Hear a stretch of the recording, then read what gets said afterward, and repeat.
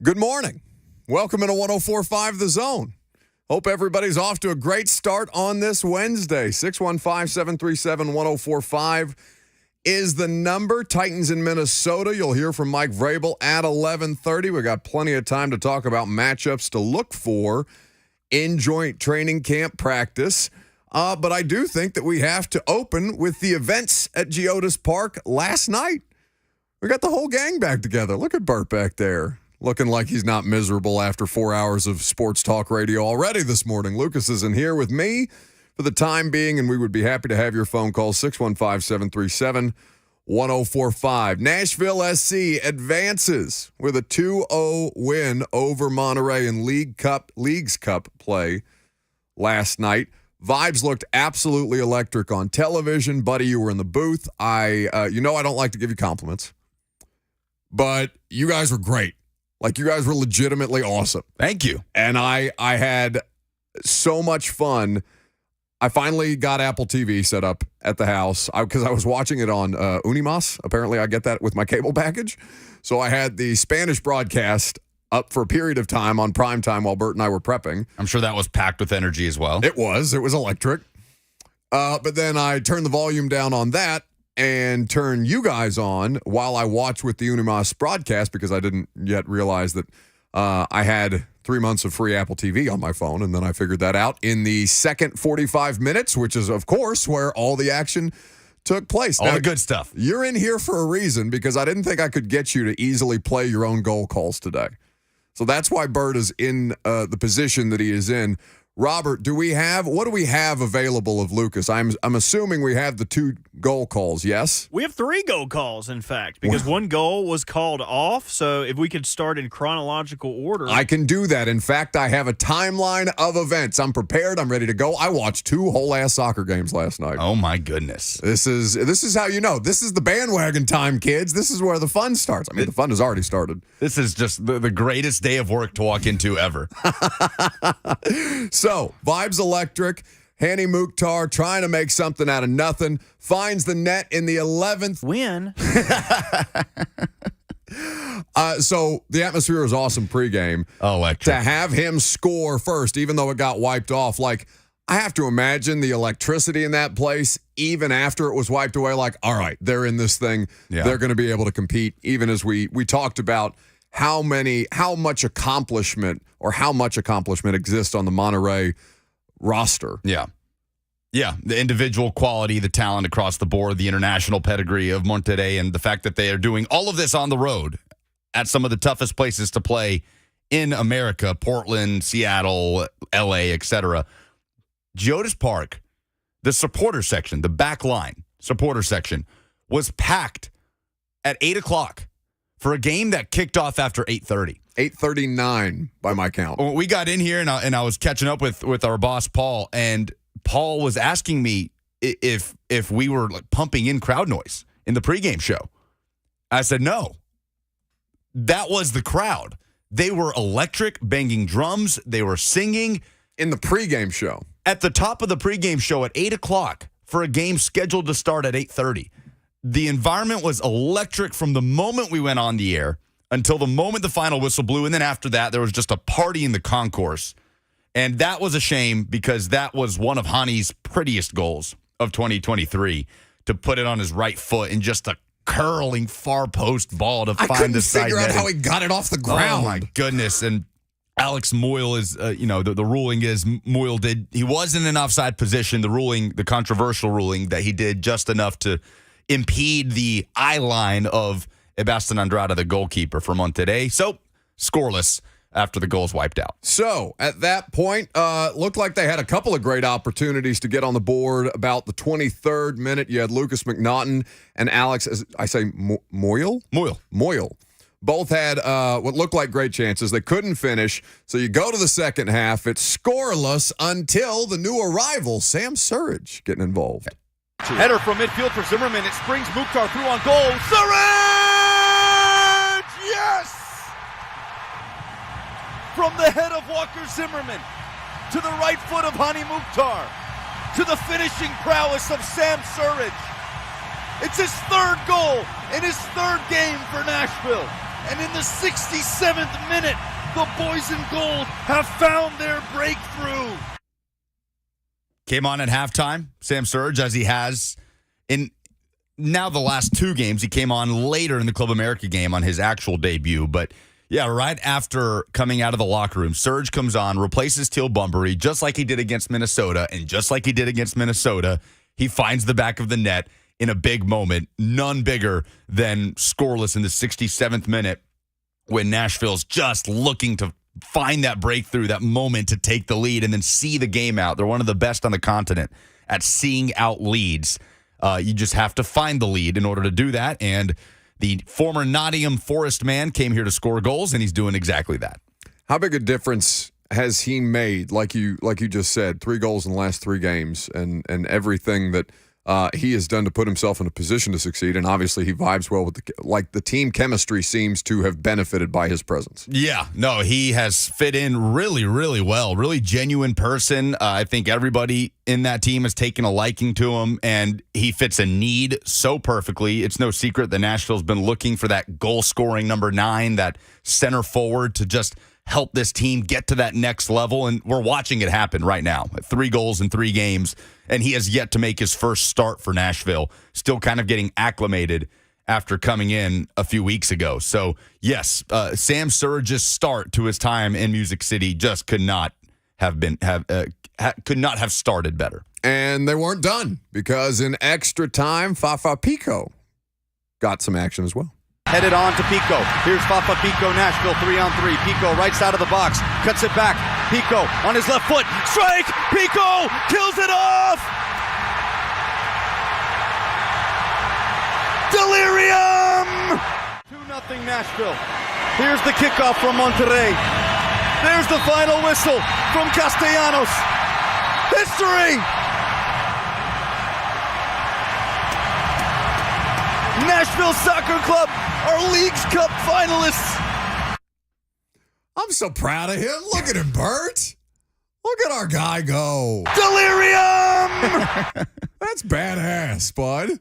Man, I appreciate it. That's sick. That was so much fun. I feel so lucky to have been up there. Shout out to Jaleel Anibaba, our analyst on these calls. Jaleel provides insight, provides perspective from a 12-year MLS veteran, from a former Nashville player, and he is really a joy to work with. And that place was just electric. I mean, I can't put into words how loud it was. I understand it's only been open for a year and a half, Geodis Park, but I've never heard that place jumping like that. And it wasn't like the Club America game that we talked about, the chaos that ensued. Or it's just, it's manic, insanity everywhere. Spilling out from the stands onto the pitch. And you saw Quite Nashville literally. SC put out a $15,000 fine warning on their social media accounts. Try it. $15,000, you're going to jail, and you're never walking into an MLS stadium again. So no pitch invaders this time around. Which would be unfortunate, because Saturday night. Yes. Woo. So that's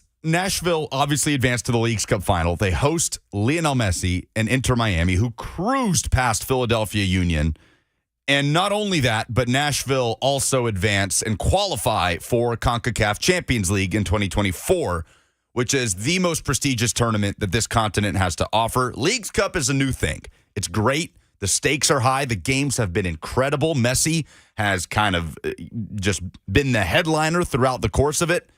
But CONCACAF Champions League is the very top of what you can achieve in North American club soccer. Very hard to qualify for, and Nashville are firmly in it for 2024. And not only are they in it, now they have an opportunity, if they win on Saturday, not just to get that trophy and to beat Messi at home, but you skip past the round of 16 and earn an automatic bye to the CONCACAF Champions League round of 16. You skip past the group stage, I should say. So the stakes are extremely high this week for this club, and it has been a joy to be along for the ride. I love that they're playing games with so much stakes, and they've really been highly competitive basically all 4 years that they've been in MLS.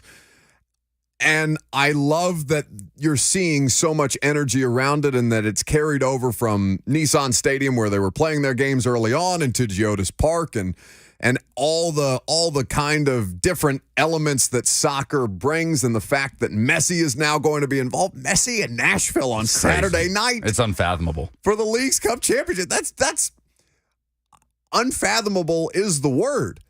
And for people who have, decried soccer, and I'm sure there's people in the audience this morning, oh, you're opening with soccer, talk about Titans training camp matchup. We will. I promise. I swear to God, we will. Plenty of time for that. But this is one of those galvanizing moments, and we're going to talk about that coming up next, and you're welcome to get involved. 615-737-1045. What is your level of excitement for Saturday's match at Geodis Park? This is an incredible opportunity. Your team in the spotlight, your opportunity to hear it right here on 1045 The Zone. You can stream it on the app on Saturday. Obviously, Titans will have a preseason game in Minnesota. That'll be over the FM radio airwaves. We will have coverage of Nashville SC and Inter Miami on the 1045 The Zone app, so you can download that and stream it live. We're going to talk about some implications of what Nashville SC did last night before we get ahead of ourselves and talk about what lies ahead. 615-737-1045 is the number. I'm Buck Rising. It's 1045 The Zone. Delirium!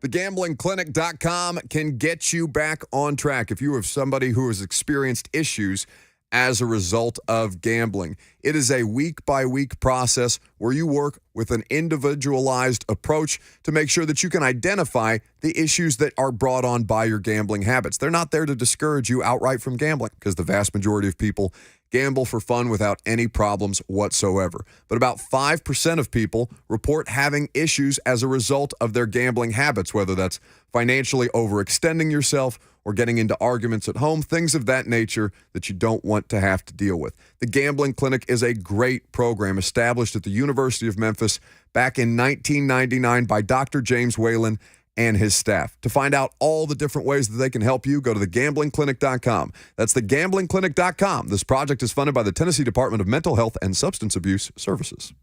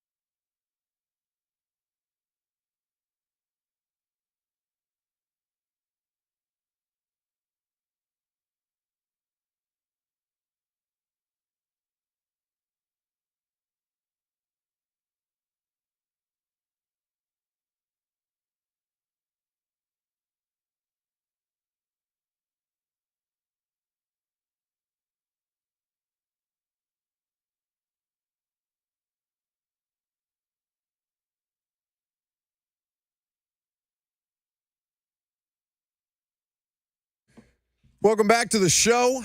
615-737-1045. Jump in if you want to. We'd be happy to have you. Titans on the practice field a little later this afternoon. They're in Minnesota today and tomorrow. Well, they're in Minnesota for the rest of the week through the weekend. Saturday night preseason game.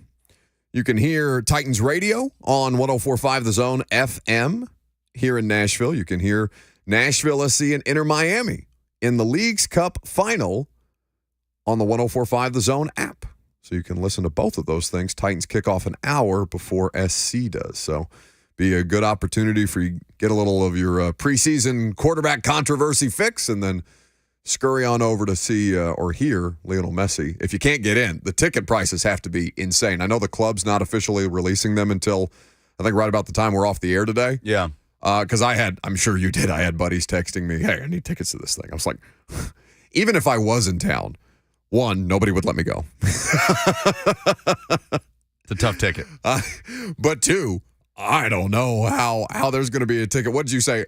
For less than $500 for this thing, like the cheapest ticket? I'd be shocked. Yeah. I would agree. Because that's been the precedent everywhere he's been. Messi's been to Dallas. He's been to Philadelphia. I mean, he's been around. He's only played in League's Cup. He has yet to play an MLS regular season game. He's played a few in Miami as well.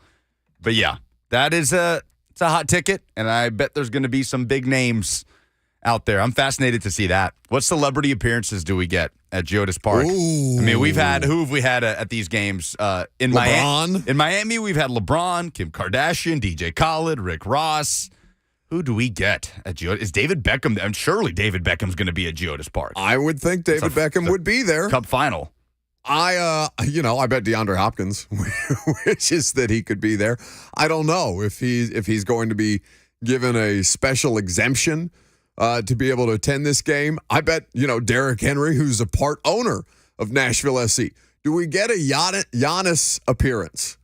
People forget. Giannis has an ownership stake. I don't know what percentage. I'm sure it's minority, but he has an ownership stake in Nashville SC. Like, this is the kind of star power and attraction that this becomes.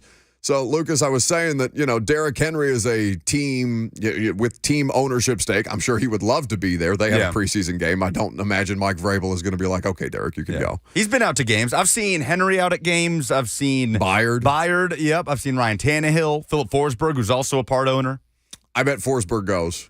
I was just wondering if Giannis is anywhere to be seen out there. I bet you if Giannis, I bet you Giannis is trying to make that happen. I don't know what Giannis has lined up for Saturday, but for a team that he is a part owner of with Lionel Messi coming, yeah, I bet he wants to be there. 615-737-1045 to get to your phone calls here in just a second. I say DeAndre Hopkins because people forget at the end of last month, a couple of weeks ago, DeAndre Hopkins had a press conference after his first couple of training camp practices, and he was asked specifically about why the number 10. Reason behind number 10? Is that just something you've worn since like high school or whatever? How did you come about wearing 10? Well, Messi was one of my favorite athletes. Just being a soccer fan, and I always felt like, if I had a chance, I want to give some respect to Messi. And there's some other reasons behind it as well. So, this goes back some years. I mean, obviously, this is something that goes back to him being a kid watching Lionel Messi. And he wore 6 in college. Mm-hmm. So he didn't wear 10. I don't know what he wore in high school, but he did not wear 10 until he got to the pros, right, with Houston. I don't know who was 10 on that Clemson team.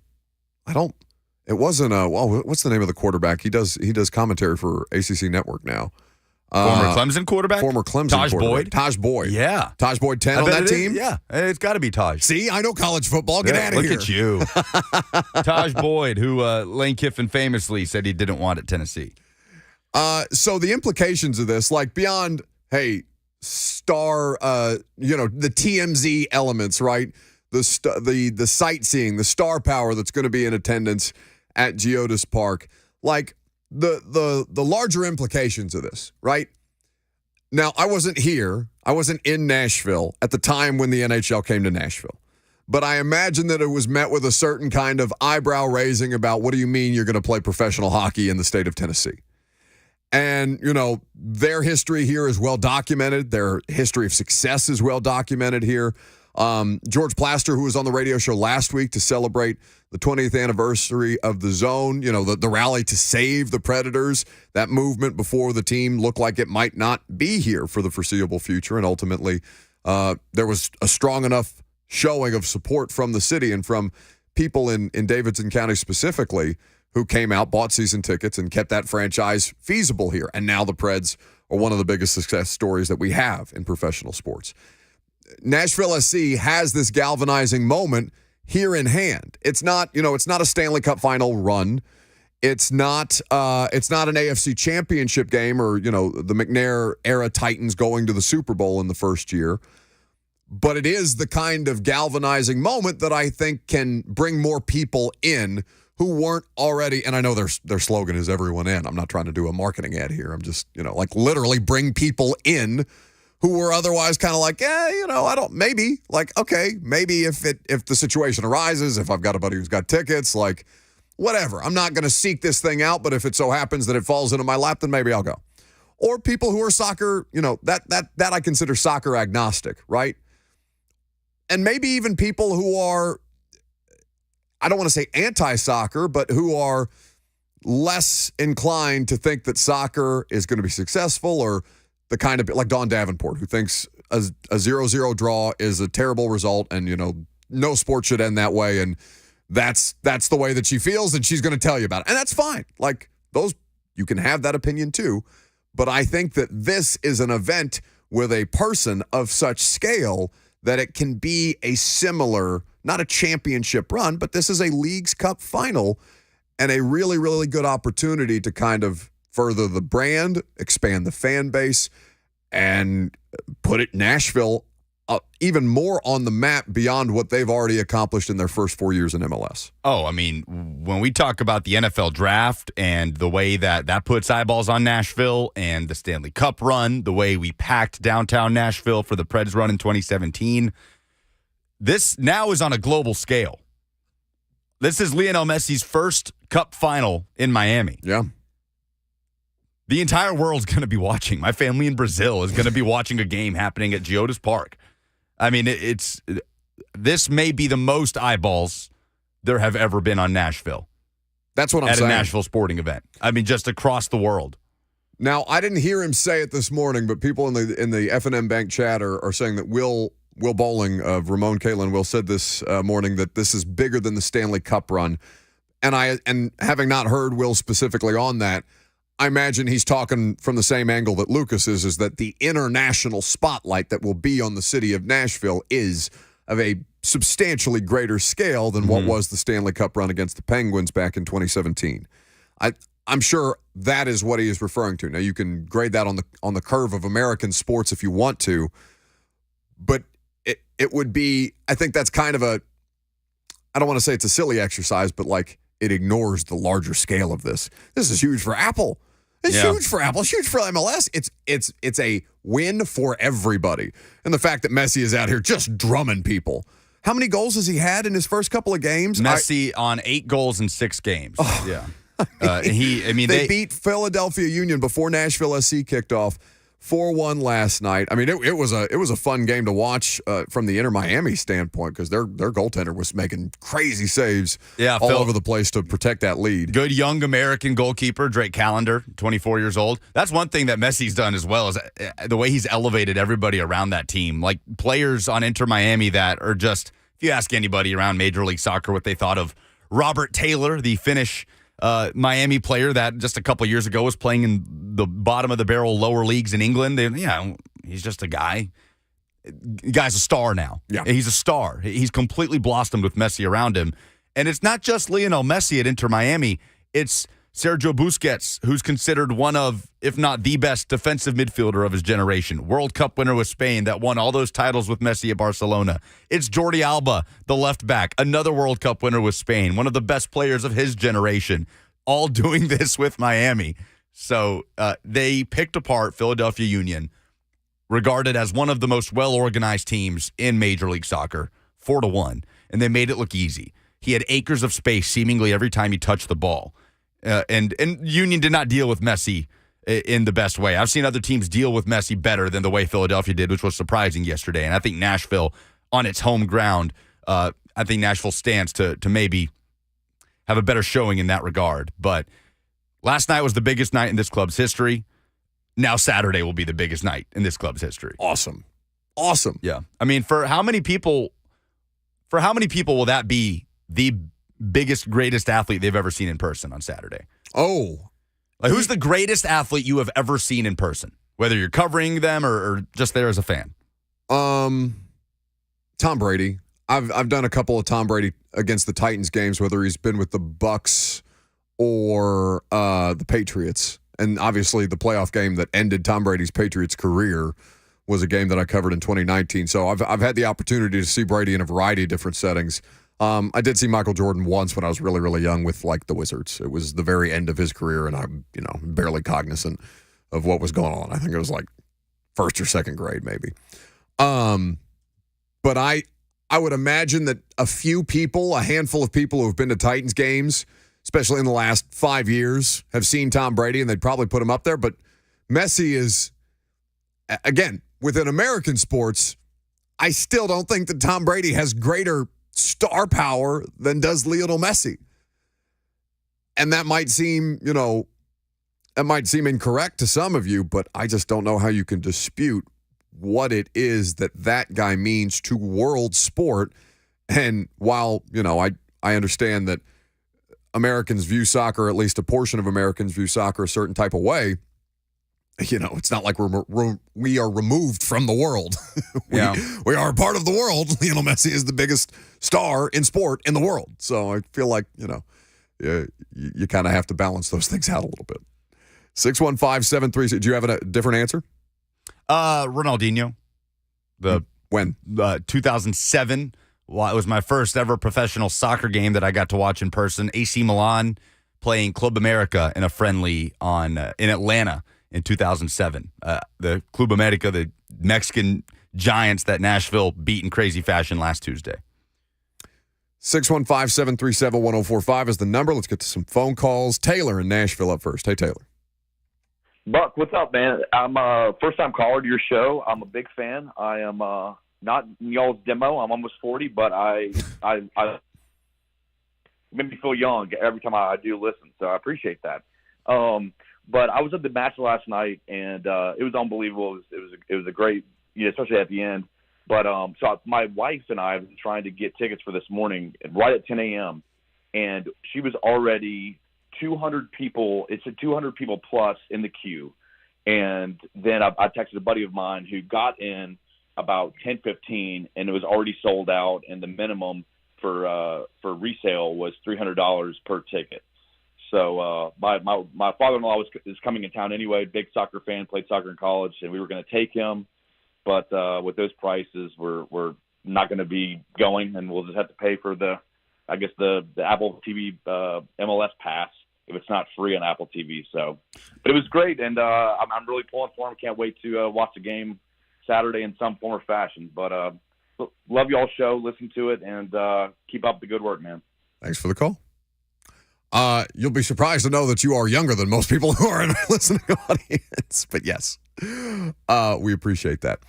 I can't imagine what, this is going to be one of these like site crashing moments, right? You feel like a little bit like the volume of traffic. I can't imagine there's never been anything like that in the history of this venue, certainly, or in the history of this club. There's not been anything like this in the history of this league. Yeah. I understand that there have been superstars from international competition in soccer who've come to the MLS before, okay?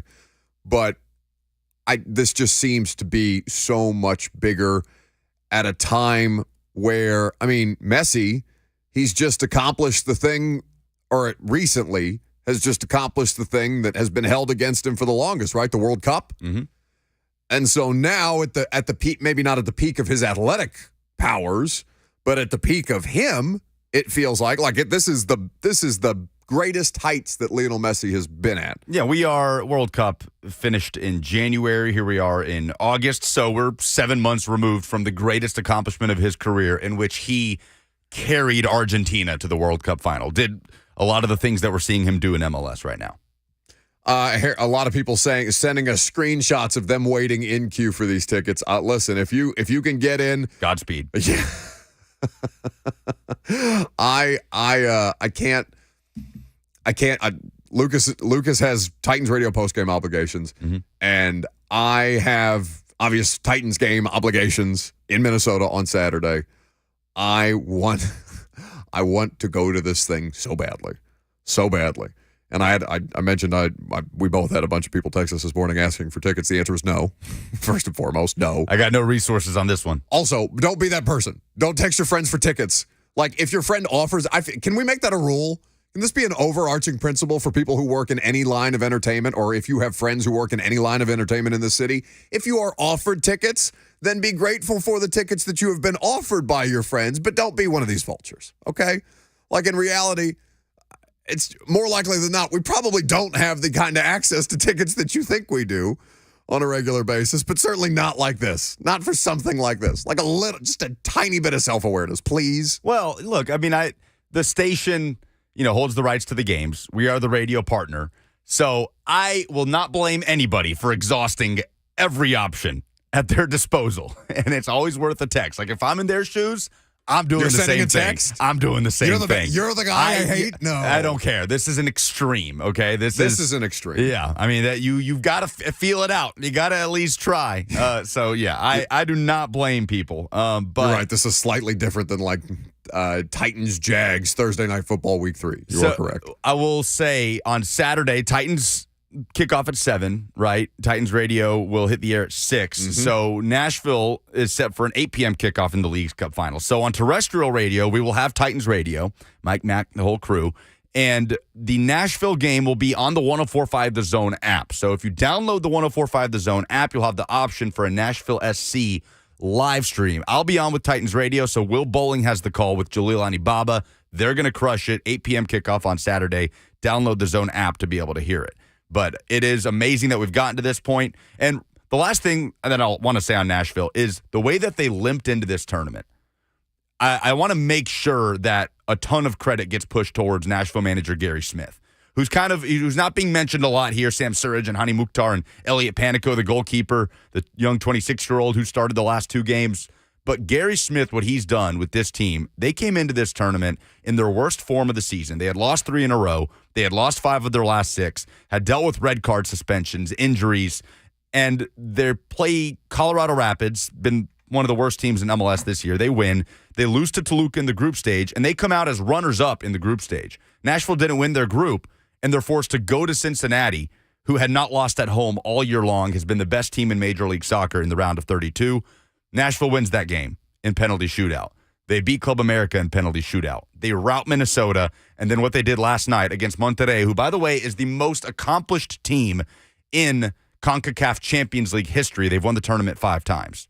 So what Gary Smith has done to bring this team along in the right direction and make everything work at the perfect time to get to this point to host a cup final, hats off. What an incredible job by the Nashville manager, and what a run this has been for this team. 615-737-1045. We'll get to more of your phone calls here in just a second. Yeah, I'm fascinated to see what the tickets ultimately end up going for, because this is a perfect opportunity for third-party outlets to do the thing that we hate, which is buy up a bunch of tickets and then mark them up horrendously. It's going to be a valuable commodity to come across. LSU BLEAUX blows. LSU blows 1 on YouTube. In the comment section, the F&M Bank chat says $386 plus taxes and fees. Stadium will be empty unless there are a lot of tickets given away. I know a lot of season ticket holders who waited in the queue, saw the prices, and didn't buy. They're lying to you. Whoever said they didn't get those tickets, they're lying to you.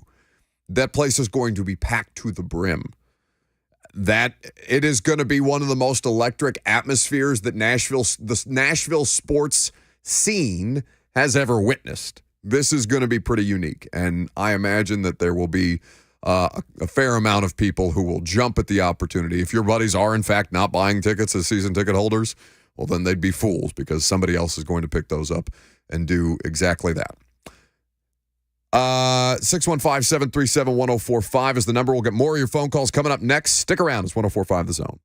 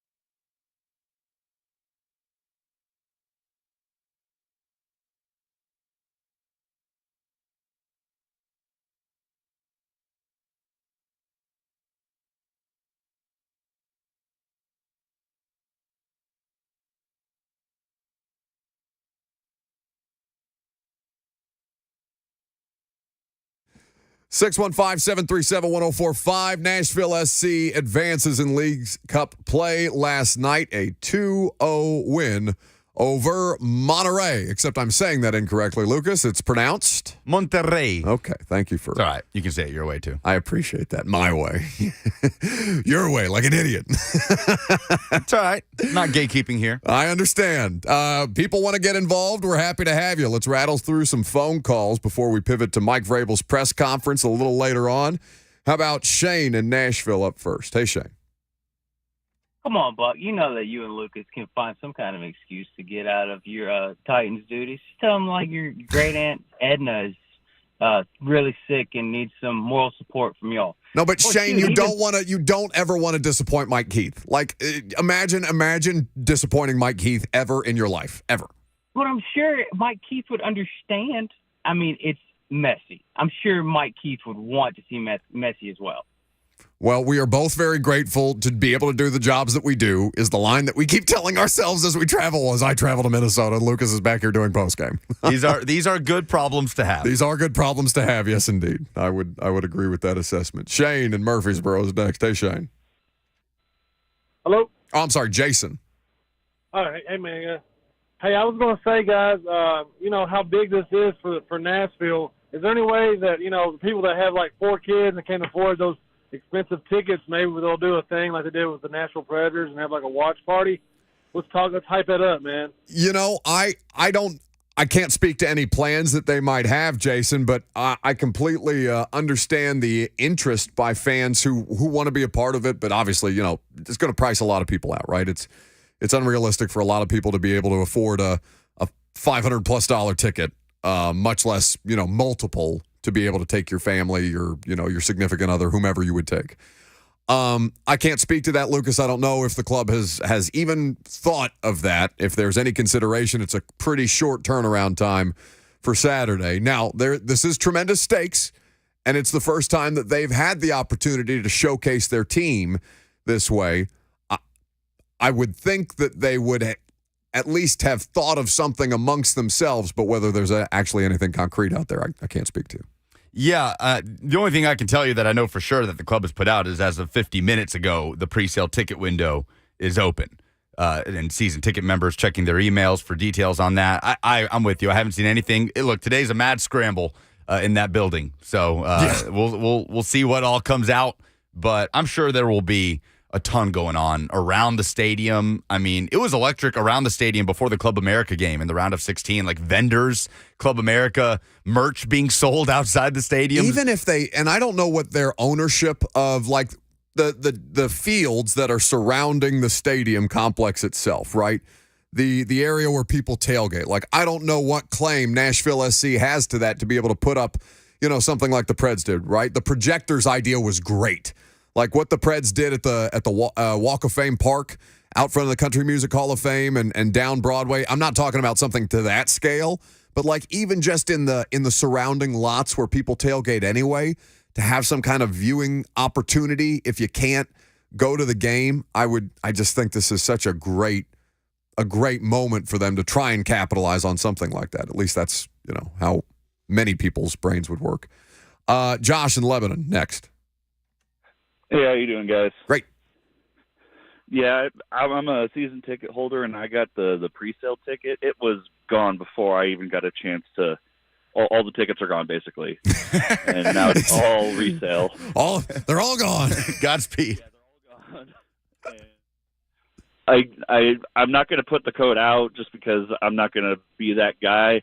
But I guarantee you somebody either leaked it or somebody guessed it because it was not a complicated code, and I guarantee you it was not unique to each person. The presale code. People are finding ways around the presale code. Again, the value of these tickets is going to be astronomical. So I know a lot of people are going to look for opportunities to get involved. We want to squeeze a quick stat of the day in, or we want to take one more phone call? Let's squeeze a quick stat in.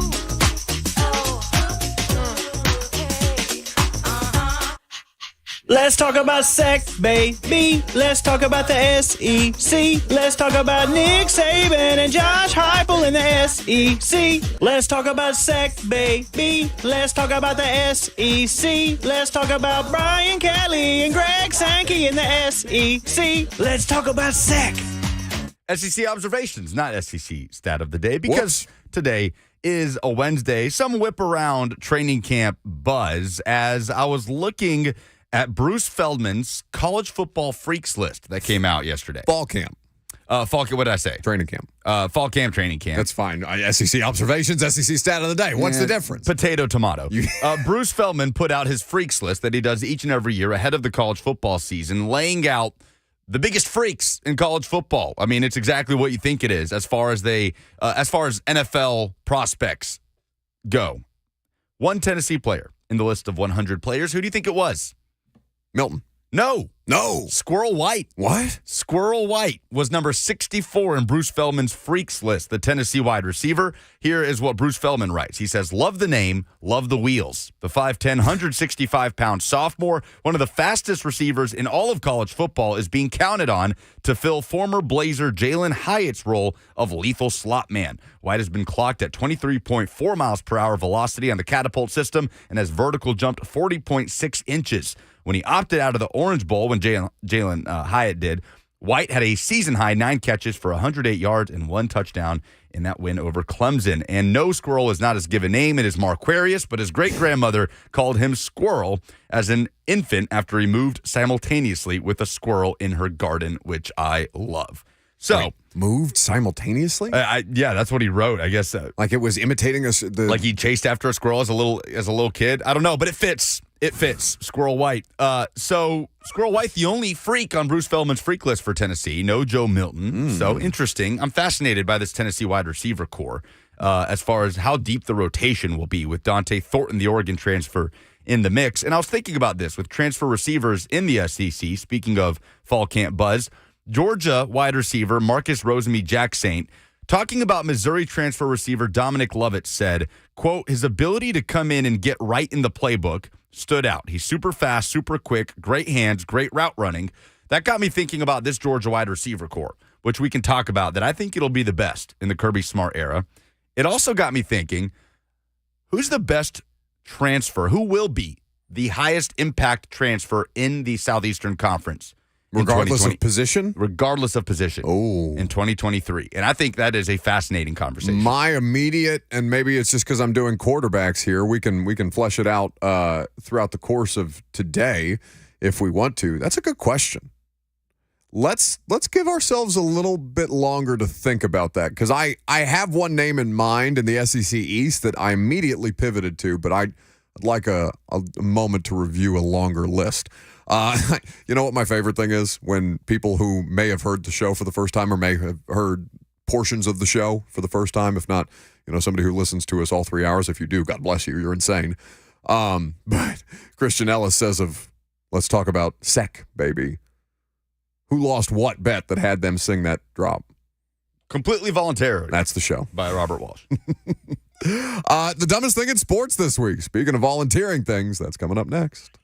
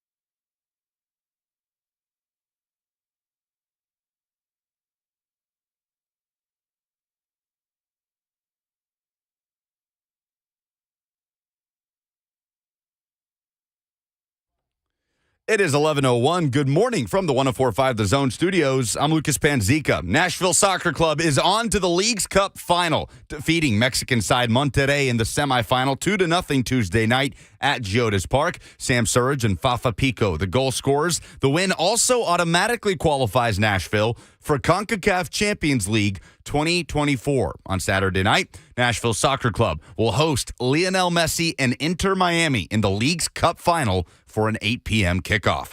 Titans are in Minnesota for joint practices with the Vikings today ahead of Saturday's preseason matchup. Head coach Mike Vrabel set to meet with the media at 11:30. For all your foundation repair and waterproofing needs, visit USSTN.com. Breaking news at once on your home for the Titans and Vols. This is 104.5 The Zone.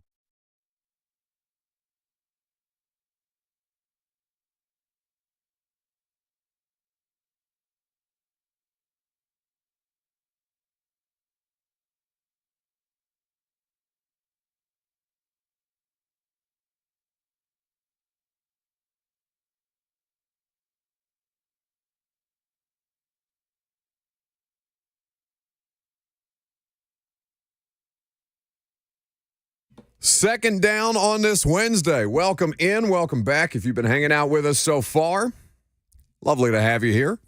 Mike Vrabel is going to be on the airwaves. He's going to be on the podium from Minnesota, joint camp getting ready to begin. We'll carry that press conference live for you. Mike speaking before practice today instead of after, so you can catch up with the Titans head coach and find out what he's looking forward to from their work against the Vikings over the course of the next 2 days.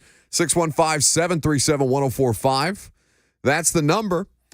They're having a conversation this morning, or at least this is a replay of Good Morning Football on what's currently on in the studio right now. The AFC quarterback with the most to prove in 2023, with a picture of all 16 of them, or a graphic of all 16 of them. I think that's worth talking about at some point a little later on, because I have a feeling Ryan Tannehill ranks pretty highly in that category. But in the meantime, it's time for the dumbest thing in sports. Let's be honest. You've already seen something this week that made you say, "What the is this?" That's bullshit. What the hell? Give me some more now. Something so mind-numbingly idiotic that you just want to get it off your chest. Dumber than a second coat of paint. Some idiot. You are really dumb. For real. It's the dumbest thing in sports this week on the Buck Rising Show. 615-737-1045. What's the dumbest thing in sports this week? I'm going to stay Titans related. So, Matthew Berry. How many of you remember Matthew Berry, fantasy football expert, long time on ESPN? Yep. So he went to NBC and Sunday Night Football. He does stuff for Peacock now. It's crazy how much these people vanish when they're off the worldwide leader. But I'm not a huge fantasy football person anyway, but I had not heard or seen from Matthew Berry in some time. So he apparently is starting a new newsletter, a new outlet, or a new opportunity. It's called The Fantasy Life, and it is a situation that is taking investment from athletes and entrepreneurs who are investing in what it is that they're doing, which is a fantasy football newsletter. Now, that's all well and good, and congratulations to Matthew Berry on that. Nothing dumb about that. There's a lot of money and a lot of interest in fantasy football. Why wouldn't you continue to maximize your profits in that space, given that Matthew Berry has been one of the foremost experts in that space for as long as I can remember paying attention to fantasy football? But it's whom he has taken investment from, and not even whom he's taken investment from, that's the issue. This is a very specific situation. So Nicholas Petit-Frere, Titans right tackle, he's suspended for the first 6 games of the season for gambling on games that are not NFL games, but inside a team facility, which is a no-no. Now, team facility is a locker room, it's a team bus, it's a team hotel. Like, the team facility thing is pretty far-reaching, so, maybe a little bit of grace there.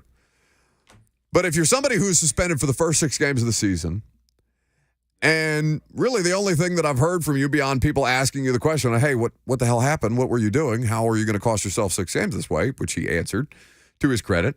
On social media, he's posting about can't wait for the opportunity to be involved in Matthew Berry's Fantasy Life Fantasy Football newsletter.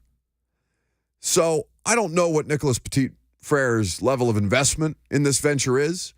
I don't know if there's a marketing manager who said, hey, NPF, you've got some money in this. If you didn't know, they just want you to post about it and, repost this article from Matthew Berry covering the money that they've raised, over $2 million from athletes and entrepreneurs like yourself.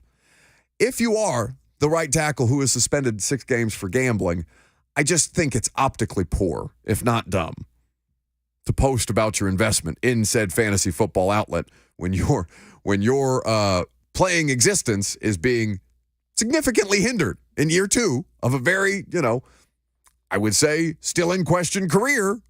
Maybe don't post about the fantasy football investment right now, bud. Not right now. It just seems a bit tone deaf, if not dumb. That's my dumbest thing in sports. Maybe read the room on that one. That's just even if you've crossed your T's, dotted your I's, you're good, you're not breaking any rules. It's just one of those things.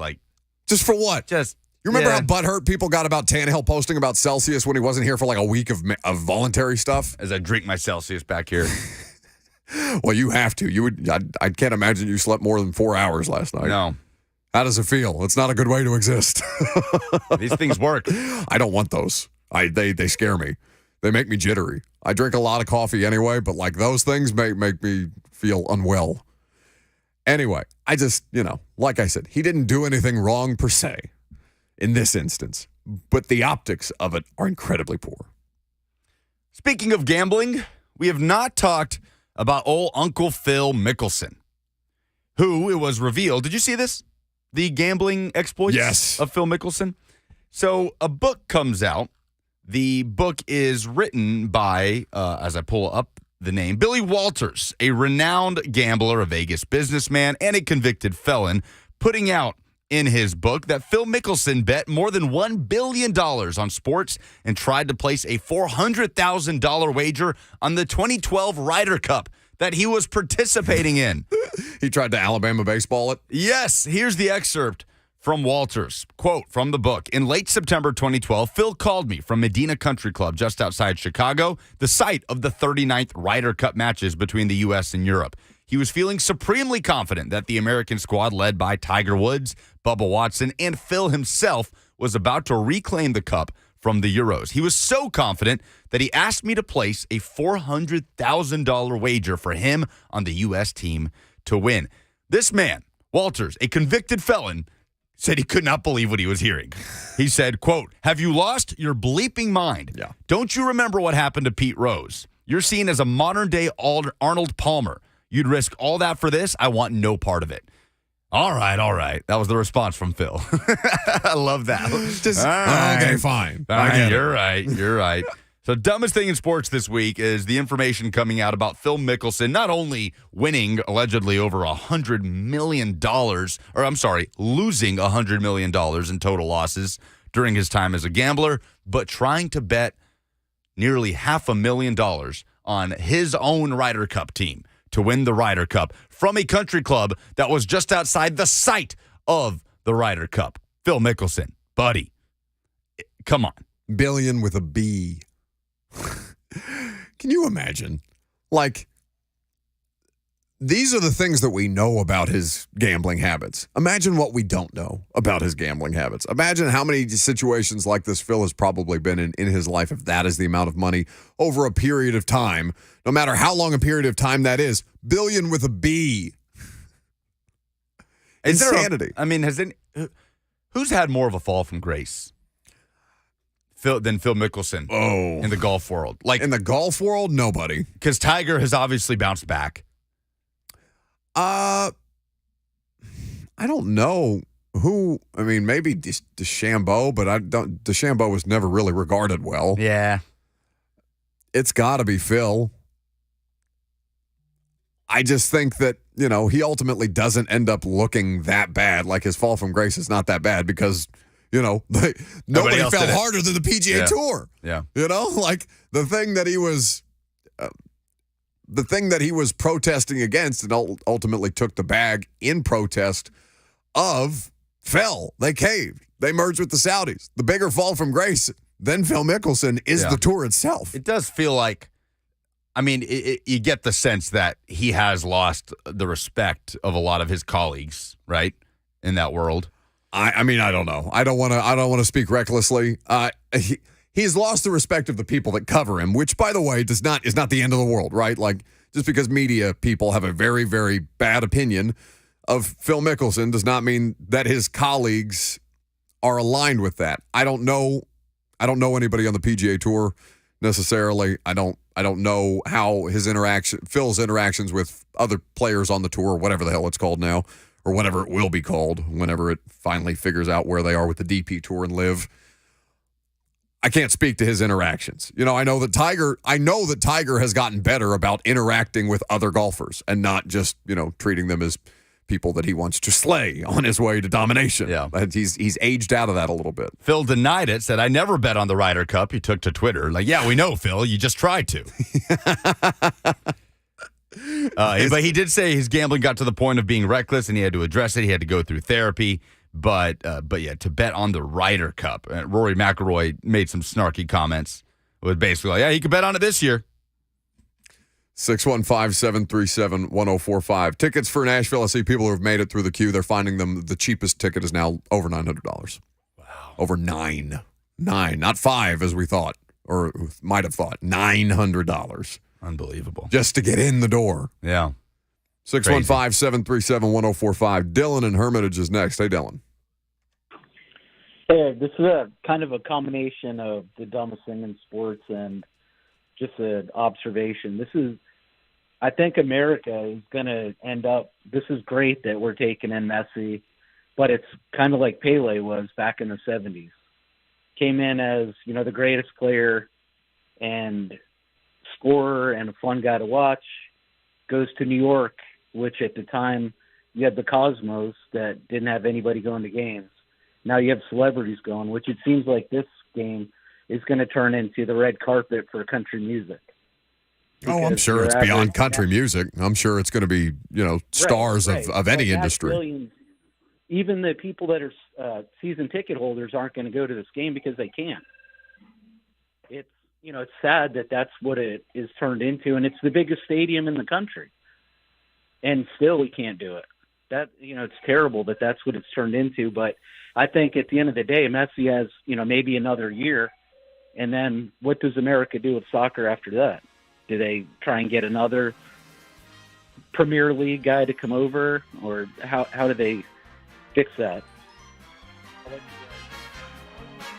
Thanks for the call, Dylan. We appreciate it. 60 seconds on the clock before the Oscars music starts. I'm sure there's going to be frustration, right? People want to go to the game. People who don't want to pay $500, $900, $1,500 to go see a soccer game for a single ticket, plus, whatever parking and food and everything beyond that, right? It's not an easy thing to kind of deal with. I don't know what to tell you. Yeah. I mean, I hate to hit him with the Boris Johnson, but that's kind of where we're at, Yeah. I thought you were going to hit it. I can't find it. Okay. I'm never back here anymore. Wait, you just forget where everything is every time you leave the room? The break. Okay, thanks, Boris. There's Boris. There he is. Got to dust him off a little bit. Yeah, look, it's basic economics here, right? It's supply and demand.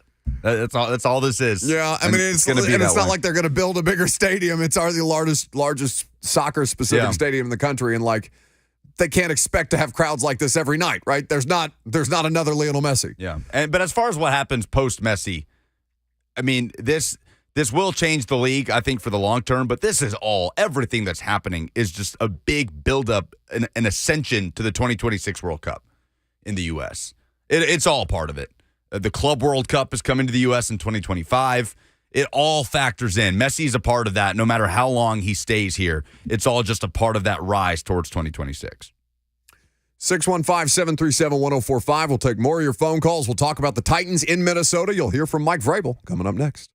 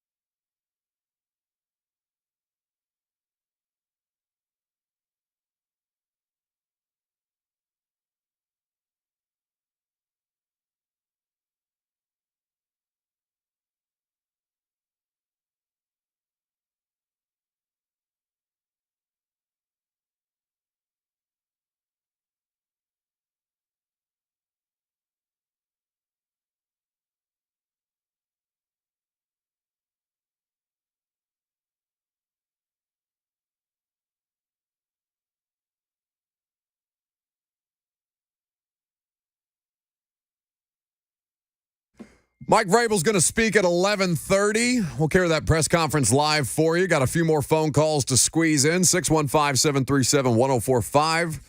How you get there? Let's go to Scott and Franklin up next. What's happening, Scott? What you got for us? Dumbest thing in sports today is Dylan and any other NFC fan who's mad about ticket prices.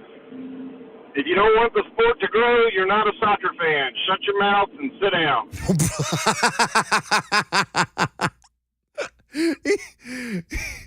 Okay. All right. Very brief and to the point. Wait. So he was efficient. Indeed, he beat us on the no Oscars music for him. Gave himself the quick hook.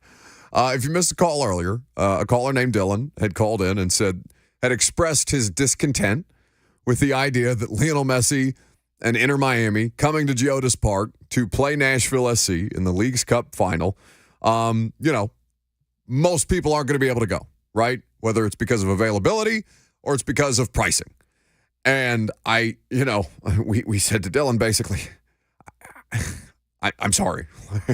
I'm sorry that this is the way of the world. I'm sorry that this is rich people have a leg up in most instances, sporting events included. It's like if the Super Bowl came to Nashville. You think a lot of Nashvillians would like to go to the Super Bowl? Sure. If the Super Bowl's in town, if it's just right there on the East Bank, why not? Let's go to the Super Bowl. You think you're going to be able to get a ticket to the Super Bowl if it's at whatever the new stadium is called in 2028, let's say? Probably not. It's going to be hard for me to get a ticket. You know what I'm saying? And not even a ticket, a credential. Yeah. I live here. I work here. It's one of those things that you don't have to be happy about it, but at least understand why it's happening, Like to call in and be like, I just don't get why it has to. No, you do get it, though. Oh, did he say he didn't get it? Oh, because to say that if you don't get it, then that's on you. Well, I don't know why tickets have to be. Yeah, you do. You know why. Honky Kong in the YouTube comment section says, "Why so violent? Love that call." Love that call is from Emily. Honky Kong said, "Why so violent?" It is the explanation is obvious. It just felt like somebody who wanted to call and get it off their chest. If we got to be a little bit of therapy for you, I understand. Lucas has been very diplomatic about it. I am upset for him that he can't be at Geodis Park on Saturday.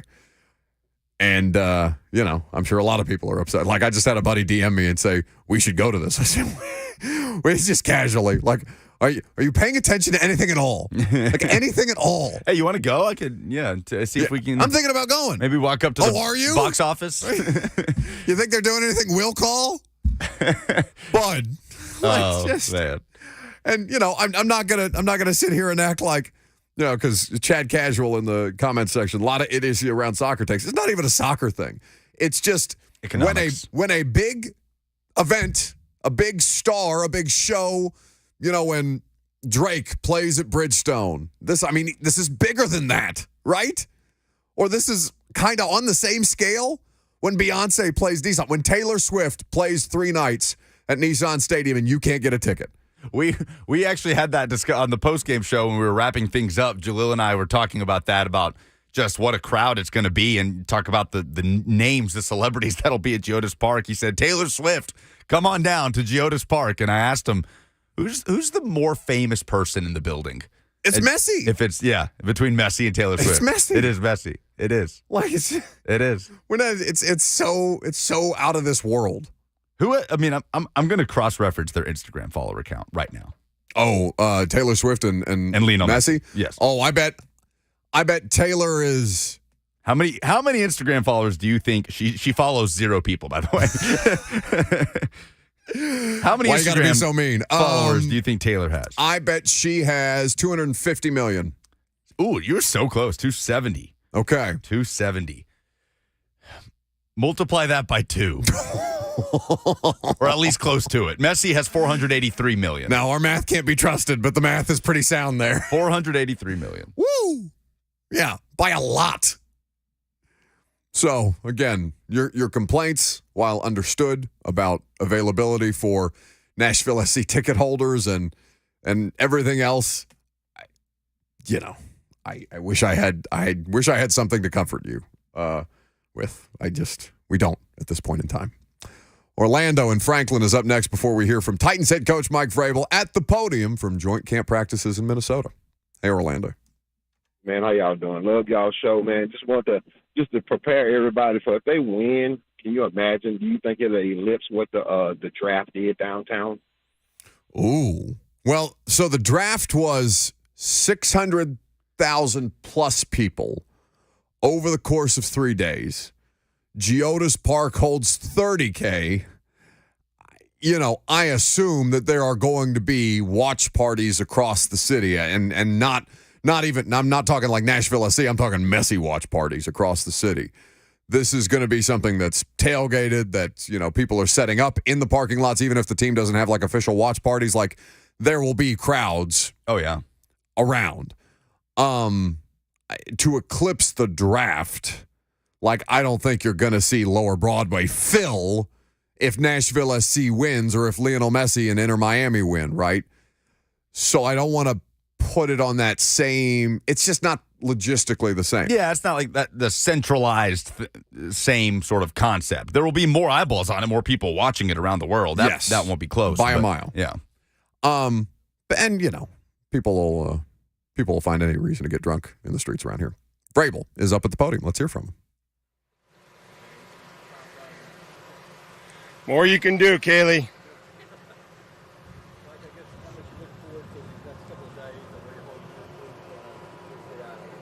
Well, just carry on what we've been doing and improving on. I thought we had a good day coming out of the game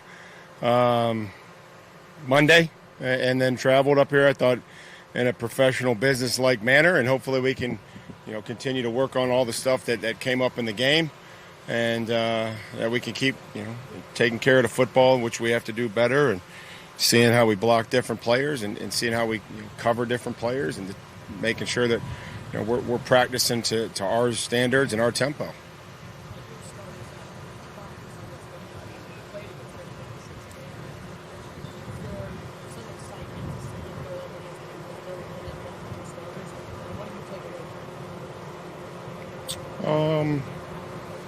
I mean, I think we've been getting a lot of really good work in against ourselves, and I think that's probably, this is a good time to end that and start this process here the next 2 weeks. And, you know, again, we've talked about the different skill sets of players in this league, different schemes that we'll have to face throughout the season.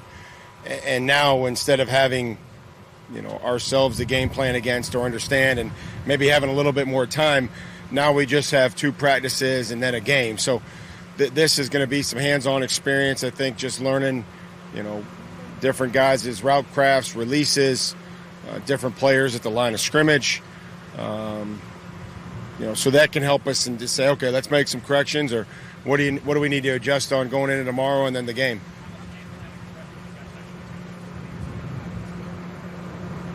Well, I mean, I think you want to have some exposure, but maybe not a whole lot other than just some personnel or some looks, you know, whether that's different fronts that we may see. You know, we'd like to have the players as prepared as possible, but also understanding that, you know, we didn't have a whole lot of time after Chicago, but we tried to give them a little bit. And then, you know, what has to happen is they have to go out there and use their roles and communicate. And, you know, we've talked about how critical the 11 guys on the field are, you know, communicating and making sure that they're on the same page.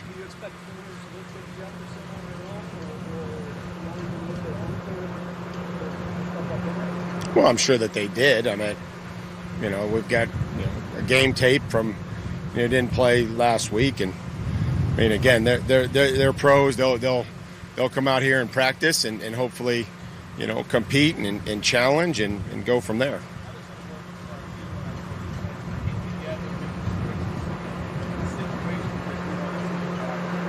Well, you're going to see a lot of the move the ball and having some unscripted periods that, you know, allow Tim and Shane and, you know, who's calling it on their side to be able to adjust to what they're seeing and going from first to second and second to third. And, you know, then just work the end of the game operation today, and we'll do that. And then tomorrow work in the red zone. So those are, you know, normally what we've done, you know, throughout these processes.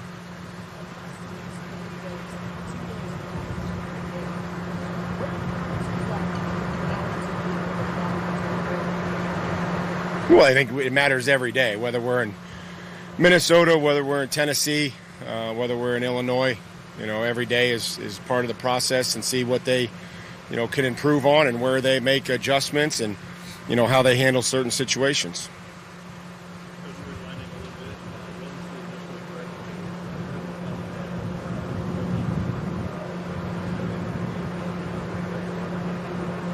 All I heard was Kevin O'Connell in my impression, so you got a big fan right there, just maybe a little louder. I'm not sure what you asked me. I apologize. What impression you made as a rookie back in 08, like rewinding back then to the locker room, and how he's done so far? Well, I mean, how he's done so far. I'm at a lot of success here last year, so the impression, I think just, it's like him and Cliff came in. At some point in time, I couldn't tell those apart. It was like he came in and replaced Cliff Kingsbury, and conscientious, obviously, smart player. Picked everything up really well, and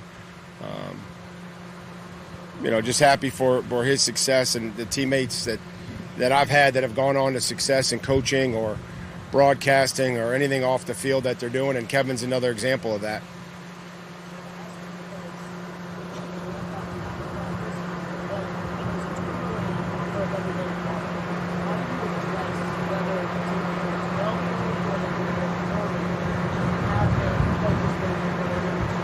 Well, I can promise you that having not watched practice and having no idea that there's going to be some things that are good, there's going to be some things that are bad, and there's going to be some things that will get us beat that we'll have to eliminate. Every day we go out there and practice, there's those things, and I'll do it the same way I always do it. We'll have a meeting. We'll try to continue to stockpile all the good things. We'll have to fix the bad things and then eliminate the things that get us beat. And we'll look at the effort. We'll ask players to, show us their effort and ones that they thought were up to our standard and the ones that aren't up to our standard.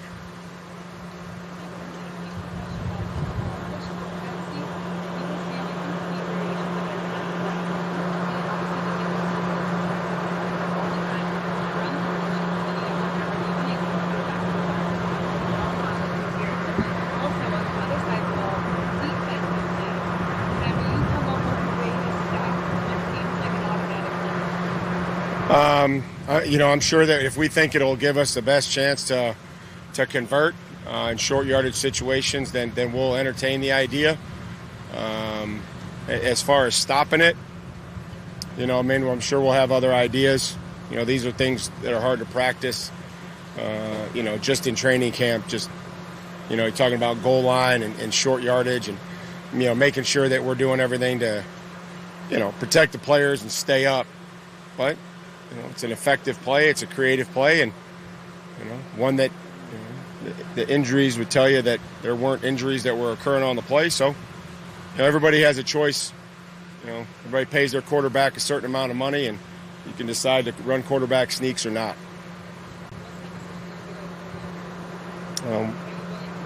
Again, we'll see what gives us the best chance to convert.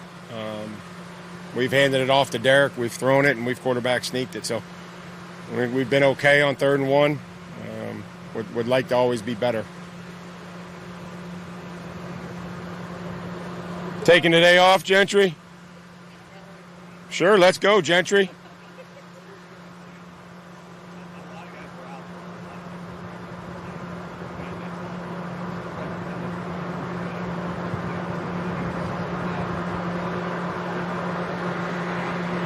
Well, I don't want to say that I can't remember, Gentry, what those reasons were in Tampa. I really can't. But we've tried to, again, be intentional with how we've structured practice, and getting some guys out there for half a practice, and something that we've done in the past with veteran players, and whether they need individual periods and things like that, or maybe the most important thing is some team periods. So we kind of structure the practice accordingly. So sometimes maybe guys can come out at different places, but everybody has a plan each and every day. I don't know what it was like 2 years ago, but hopefully we'll have guys that are available, and that may change from today and going in tomorrow. We'll see what that looks like after we practice today.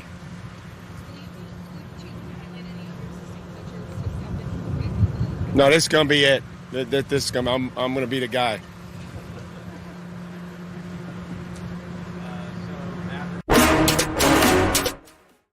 Oh, how I've missed it. It came out of nowhere. Look at you having the best day in the world.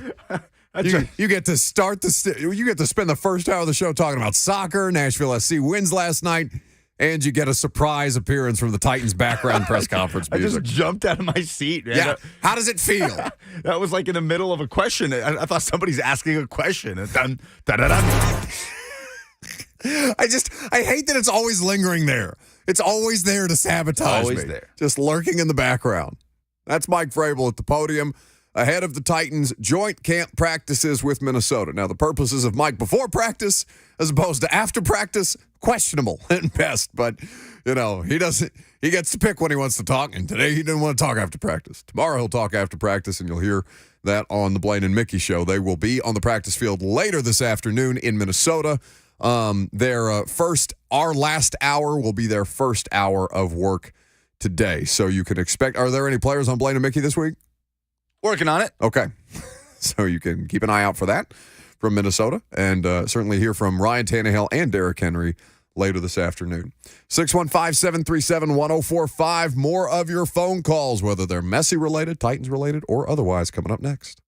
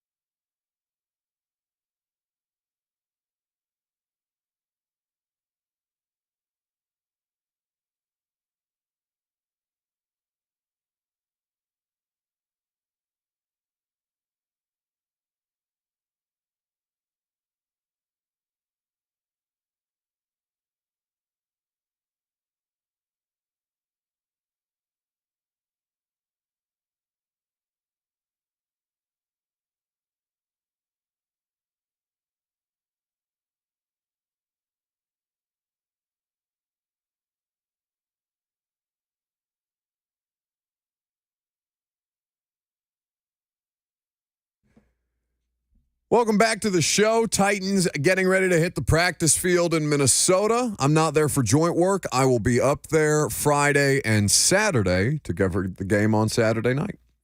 615-737-1045 is the number. Heard from Mike Vrabel on the work that he expects them to get this week, and we can talk about some matchups that we're interested in seeing over the course of the next 2 days with the Titans offense, the Vikings defense, the Vikings offense, the Titans defense, kicking competitions, and are there any players on the Vikings roster that are worth monitoring once roster cuts come around? That's as much a part of this for front offices and scouting staffs as it is for the coaching staff and the players to get some good work in. We'll also touch on this Vanderbilt Stadium story. All right, they're not going to play at Procon. So everybody who keeps asking us about that, it's not a lot of you, but some of you got on the internet, and that's okay. It's a lot easier to get on the internet these days. Not mad at you for it. Vanderbilt's not going to play their home opener against Hawaii in 10 days now at Procon. But there is some stuff about the Vanderbilt Stadium construction that I think is worth talking about here in just a second. Let's get to Jay in Nashville first, though. Hey, Jay. Hey, how's it going? Great. Good. I was just calling in because I was luckily able to go to the quarterfinals that we had with Nashville SC in Minnesota, and when we got up 3-0, the crowd was already chanting that they wanted Messi, and they're still a whole nother game away from that. So, I mean, I think the fan base really does get behind them, and they have a grittiness about them, kind of like the Titans do, and they have that grittiness. And I don't know what you would think about possibly us going into PKs and winning. What do you think? Well, I mean, I'm not going to sit here and pretend to – I mean, I don't even do football predictions as an NFL report. I'm not going to do predictions on a soccer game. It's just, I don't know what's going to happen in the game. Grittiness, yeah, that's fine. You know what it reminds me of, and not to urinate on anything that's going on today, because obviously it's a great moment for Nashville SC. It's the most important game in the history of that stadium thus far. It's probably the most important game in the history of that club, yeah? Oh, yes. To date? Yes, last night was, yes. And now Saturday will be the next level above that. Yes. Yeah, so I'm not gonna do soccer predictions for you, but I would think that the "we want Messi" chants. You remember the Vanderbilt defensive tackle from a couple of years ago? We want Alabama in his squeaky little voice. I'm not saying that Nashville SC against Inter Miami on Saturday night has the same chances as did 3-0 Vanderbilt at the time after beating a ranked K-State team and feeling themselves a little bit before just getting absolutely run 56 to nothing by Jalen Hurts and Tua the following weekend. I'm not saying it's that, but I'm largely just going in to this game with, hey, whatever happens, happens. Let's just have some fun. Yeah. Messi is dominating in MLS. To act like, the Titans comparison, will they have the ability to play above their heads? Potentially. By my estimation, they did so last night and did so rather convincingly. Yeah. So I'm not going to discount that idea or that comparison if you feel that that's something that you want to make. But I also understand that prior to Lionel Messi's arrival in MLS, Nashville SC had the best player in MLS. Hani Mukhtar, best player in MLS. Yeah, was the best player, has been the best player on the field in nearly every game in this tournament, in this run, especially the last two. Lionel Messi is in a different stratosphere, and Hani is great. I'm sorry. Hani is great. Great. Exceptional. Would probably be playing internationally. So he's a little older than I thought he was, right? He's in his 30s, yeah? Hani? Yeah. No, 28. 28? Okay. So if he was a little younger, I think he might be playing international competition, right? He might be somewhere else other than MLS. Had he been, 25. Yeah, absolutely. I think so. I mean, Hani came up in Europe. He came up in playing for Hertha Berlin, which was his hometown club, one of the biggest clubs in Germany. Played at Red Bull Salzburg, played at Brøndby, one of the biggest clubs in Denmark. had success, but got to a crossroads in his career where he kind of needed it to be just rejuvenated a little bit. And Nashville's done that for him, and he's in the prime of his career, and he's happy. He got married at Geodis Park. He has his soccer academy, the Mukhtar Academy in Nashville. I saw that by the it's not the Science Center, the Adventure Science Center. Yeah, there's a new facility for his academy. So, I mean, he's planted his roots here. You could say if Hani Mukhtar was 3 to 4 years younger, that would have earned him a move. Absolutely. Because we've seen that happen in MLS. You're seeing 19, 20-year-old American kids that come out of MLS earning moves to Europe. I mean, there are a bunch of U.S. men's national team players that started in MLS that are now playing in the Premier League and Serie A, whatever it might be. So, yeah, 100%. But it's going to be I have no idea what's going to happen Saturday. Right? Like, I have no idea. Yeah. I don't, and it's not Jay's, like, I'm not dismissing Jay specifically because of the question. It's just a guiding principle that I have tried to, if I get one thing done around here, it's to try and eliminate record predictions, things like that. Just because you have no idea. That's the point. And I know it's fun to, like, say, to make your bold prediction or your hot take, and that's fine, or whatever you want to do, and have strong opinions about a game heading into it, and then you can make fun of your friends when they get it wrong, or you can pound your chest when you're right about it, and whatever. But, like, I think there is far more interest in not knowing what the outcome will be. And like my preconceived notion of this game is that Lionel Messi is going to dominate them the way that he's dominated everybody else. You know what I'm saying? And that Inter Miami, the players around him, how infinitely better they look than a team. Weren't they at the bottom of the table? Yes. They're bottom of the Eastern Conference. And they got dudes scoring all over the place because it wasn't like Messi had all 4 goals against the Union. Right. No, he had 1. Look, they are bottom of the Eastern Conference table. They are a far cry away from being a playoff team right now, just if you look at the points. Messi has yet to play an MLS regular season game. His debut was at the first group stage game of Leagues Cup, and Saturday's going to be the final of Leagues Cup. He has not played an MLS regular season game. By the way, Nashville will see him August 30th in Miami for a regular season matchup. In 2 weeks, we're going to see Messi again playing against Nashville. And there is a belief that Messi can absolutely power that Miami team to the playoffs. Oh, sure. Absolutely. With 10, 11 games remaining in their regular season schedule. What Nashville can do on Saturday is play free. Pressure's off. Completely. They've made this run to the final. They've already qualified for CONCACAF Champions League, which ultimately, when you look back, yes, you won a trophy. It would be so massive for this club to do that, and for who they would be doing it against, shocking the world, quite literally. But the pressure's off. You've qualified for CONCACAF Champions League, something that typically can only be done by winning MLS, by finishing at the top of the table in the regular season. And you can play free. You can play at home. No holds barred. That's what's exciting about this game on Saturday. Messi's going to come in. Miami, they're going to come in to do their thing. But Nashville are so just brimming with confidence right now, understanding what they've already accomplished. And it's just, let's go get a cup. Let's go win this thing at home in front of our home fans. And in what, for, I imagine, every player on this Nashville team is going to be the biggest moment in their careers. They can play free. What do you make of this comment? Taylor H. in the F&M Bank chat. Saturday isn't going to be anything like last night. Sucks. What does that mean? Oh, I'm not sure. I can't even begin to understand what that. I anticipate that this is going to be the best atmosphere in the history of that stadium. And I know the stadium is not, pretty new. It's going to be packed. Like a year and a half. It's going to be packed 40 minutes before kickoff. The way, like last night, it was that way in the supporter section with the drums thumping and the singing and the flags and the smoke. It was electric, but people are still streaming in around the other parts of the stadium. Place will be packed 40 minutes before. Oh, Taylor H. says because of ticket prices and Messi fans. No, but I mean, the Monterey fans were loud as hell last night. No, I think it'll be electric. It will be electric. I know it will be electric. There is no disputing. It's going to be infinitely better than last night. I mean, understandably, like if Nashville SC wins, it'll be insane. But if Inter Miami wins, it'll probably be insane. Because they will be there. They are there for Messi. That's what's at the core of this. Yes, there will be some people that come to support SC. There will be some people who, will tell you that they've been Inter Miami fans for its entire existence, and they'd be liars because they've been terrible. So the atmosphere will be because of the player who is going to play there.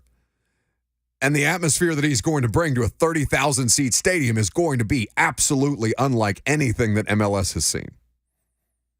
615-737-1045 is the number. Let's talk about some joint practice matchups that we're looking forward to between the Titans and the Vikings coming up next.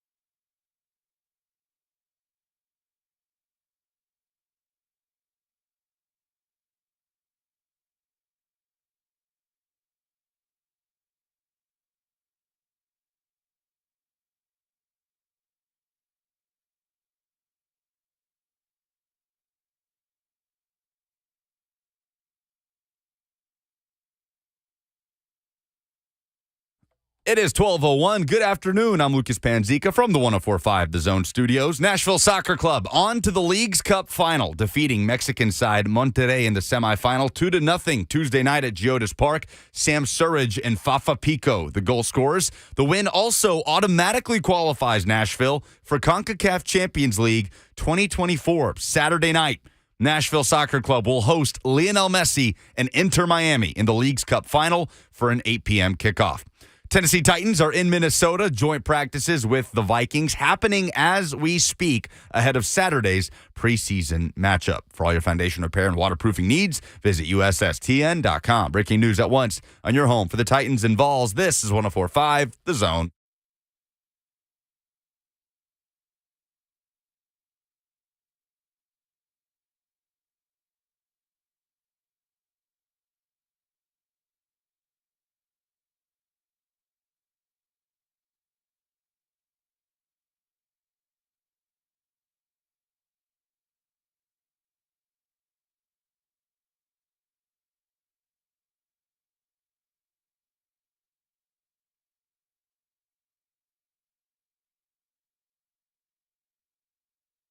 Final hour, what's happening? Welcome into 104.5 The Zone. We're happy to have you. 615-737-1045 is the number. Get in there if you want to. You can also interact in the F&M Bank chat, Facebook, YouTube, Twitter, and on Twitch. Hang out where we're live streaming the show today. We have done basically 2 hours of soccer coverage in the wake of Nashville SC League's Cup success and advancing to the final on Saturday. You can hear it on the 104.5 The Zone app. We will have Titans preseason coverage against the Minnesota Vikings an hour before. 7 p.m. kickoff for the Titans, 8 p.m. for Nashville SC. Soccer's on the app. Football is on FM radio. We can talk about some joint practice matchups that we're interested in, but we can also continue to talk about the soccer situation if you want to. Because that seems to be where the vast majority of interest is today. Maybe it's just because practices, I guess you guys haven't been able to physically see practice at any point for the last month, but this is different because we're not there. I will be on Friday and Saturday, though. Nick, I'm going to butcher your last name, Nick, I'm sorry, in the F&M Bank chat, says, is this game coming up on Saturday night at Geodis, is this game the biggest event in the history of Nashville? Does he mean sports or Nashville? It just says in the history of Nashville. On a global scale, I would have to think so. I don't know, what does the CMA Fest or the CMA Awards do, internationally? Is it the biggest event in the history of Nashville economics? No, because you're not going to have hundreds of thousands of people descending upon Music City. Viewership on a global scale? Yeah, I can't think of anything else that could surpass it. Well, it's not televised nationally, and I don't know how the Apple TV, how is Apple TV, are they talking about their numbers at all? Famously, Netflix and HBO do not talk about ratings. Yeah, right? Not really. They don't have to. Right? That's what I'm saying.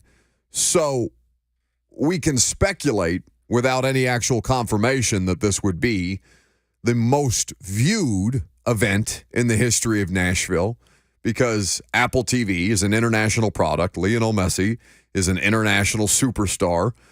We mentioned to you that he has double the just social media following, Instagram following, for example. He's almost double the Instagram following of one of our greatest stars internationally, Taylor Swift.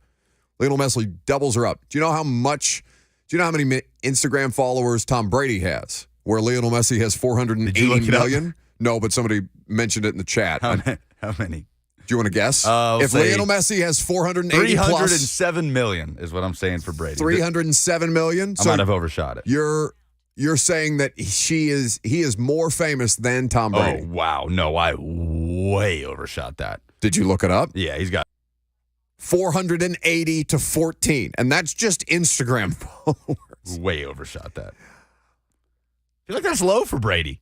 14 mil? Yeah, I guess we're reviewing. That's a lot of people. People don't care about American football. That's a lot of people. People don't care about American football outside of the United States for the most part. I'm sure Tom Brady is one of the few American football players. How many would even be over 10 million beyond Brady? Yeah. J.J. Watt's not that kind of internationally popular. It's not like, I bet DeAndre Hopkins has 1 million, maybe.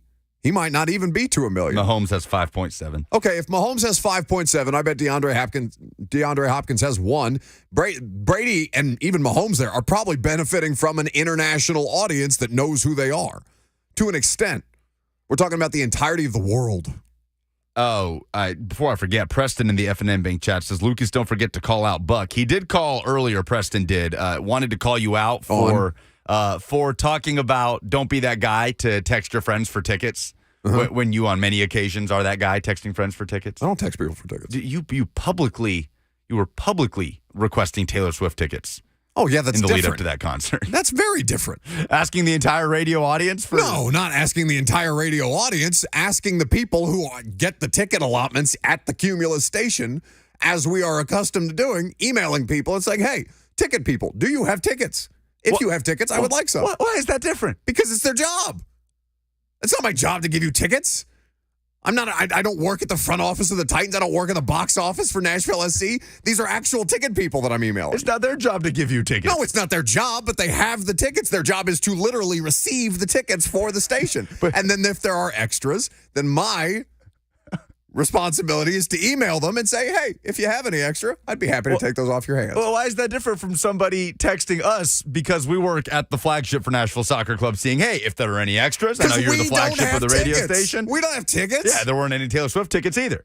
That's fine, but that's not me texting a buddy that works. That's not me texting a friend that works for the Titans being like, hey, can I get 10 tickets for my family? I don't know. Potato, tomato. It's a completely different thing. You and Preston are full of bleep. Both of you. Tyler Dow says it's different because it's Buck. No, I don't get to be judged by a different standard than the rest of you, damn it. And don't text me for tickets. Honestly, though, I bet Henry and Hopkins are like, damn. Oh, I bet they're pissed. Yeah. Yeah. I mean, Derrick Henry's a part owner of the team. D-Hop idolizes Lionel Messi. They're probably both just going to be they're probably going to be trying to sneak watch it on the sideline over there in Minnesota. I'm going to you think I'm paying? I mean, let me say this completely transparently. I will have watched the full Titans-Minnesota preseason game 3 times through by the time we do the radio show on Monday. You bet damn sure that the second half of the Minnesota Titans preseason game, the vast majority of that is going to be me spent on my phone watching Inter Miami and Nashville SC. I straight up tell you right now, and I'll be in the locker room afterwards, and I'll interview the players, and I'll ask Mike Vrabel questions. I'll do all the things that come as a part of my job responsibility, and also I'm more interested in what's happening here in Nashville this weekend than I am in, is Hassan Haskins going to be beat out by Julius Chestnut? Yes, I'm vastly more interested in Messi and Nashville SC. It will be the most eyeballs on a global scale on Nashville, but like what is another thing that could, like what would be the second most, CMA Fest, like whatever the prepackaged broadcast of CMA Fest that they end up putting out in like October. Yeah, but I don't know how many people in, Argentina are watching. I don't know the answer to that question. Dierks Bentley's CMA performance. I don't know the answer to that question. I'm willing to bet that Messi is a bigger draw. From a viewership standpoint, this would rival. Let's say this, because I don't know what the most viewed television event done in the city of Nashville is. Like I don't have the list of those top 5 events, right? So not knowing, I think we are well within our bounds to say that this will be in the running for one of the most viewed events to ever take place in the city of Nashville by the time that it's done.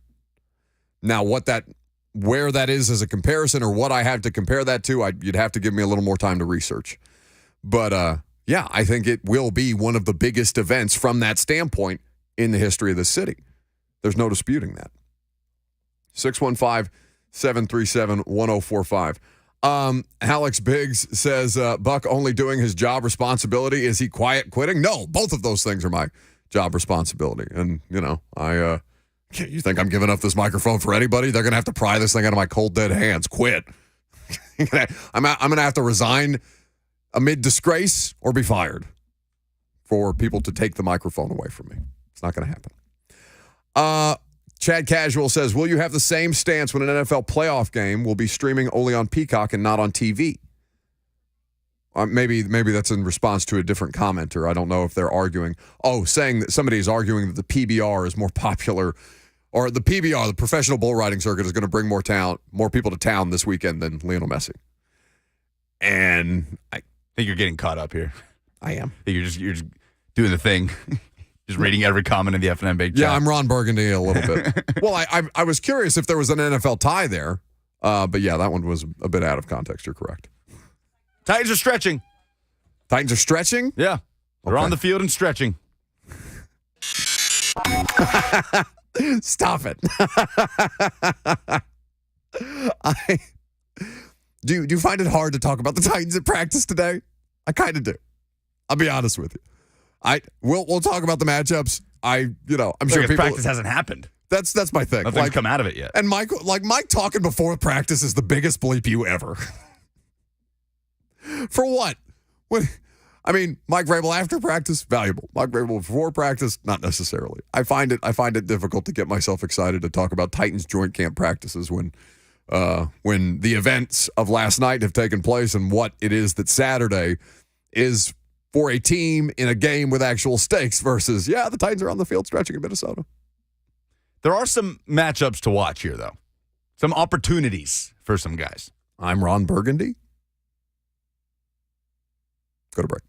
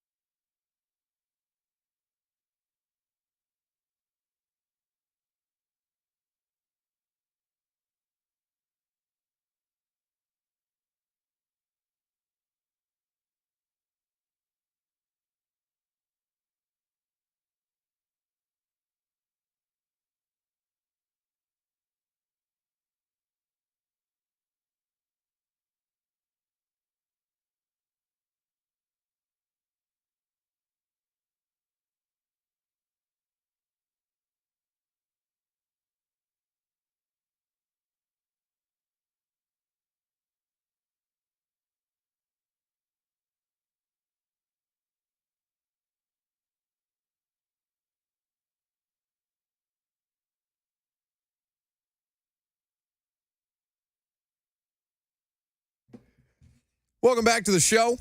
Buck Rising here with you until 1 o'clock. 615-737-1045. Jump in if you want. I am scrolling through social media, just kind of curious to what people are talking about. People trying desperately to get these Nashville SC tickets at Geodis Park for Saturday night. A friend of mine posted on her Instagram story. Now, I don't believe she's a season ticket holder. And it's my understanding that season ticket holders had a set price for those tickets. Anything extra than what they already have was going to, come at a certain cost, but that there was a benefit for people who were waiting in the queue to buy these tickets as season ticket holders versus people who are just trying to get in now. So I'm assuming these are for non-season ticket holders. Section 118, row V, seats 8 and 9. All right, this is the picture that I'm looking at. So it's midfield, about 10 to 15 rows up, looks like. How much do you think one ticket, pre-fees, one ticket is going for right now on, it looks like SeatGeek? Where? Where in the stadium, you say? Section 118, so midfield. Yeah. Okay. Midfield lower bowl, about 15 to 20 rows up. How much do you think a ticket is going for? You want to guess? Oh, $8,000. These, in particular, almost $6,000. $5,925 a pop. Two cost you a little north of $11,000. I bet by Saturday that same ticket is $8,000.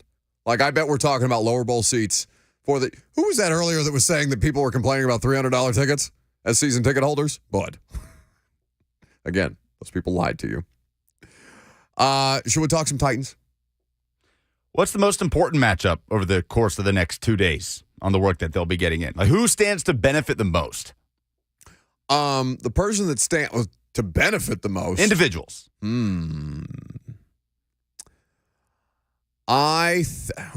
stands to benefit the most as an individual from joint training camp practices? Where do I think they can win a matchup? They don't have better wide receivers than the Vikings, just by nature of Justin Jefferson existing. Who else is in that wide receiver room? I would struggle to name another Vikings wide Thielen's receiver out of right there.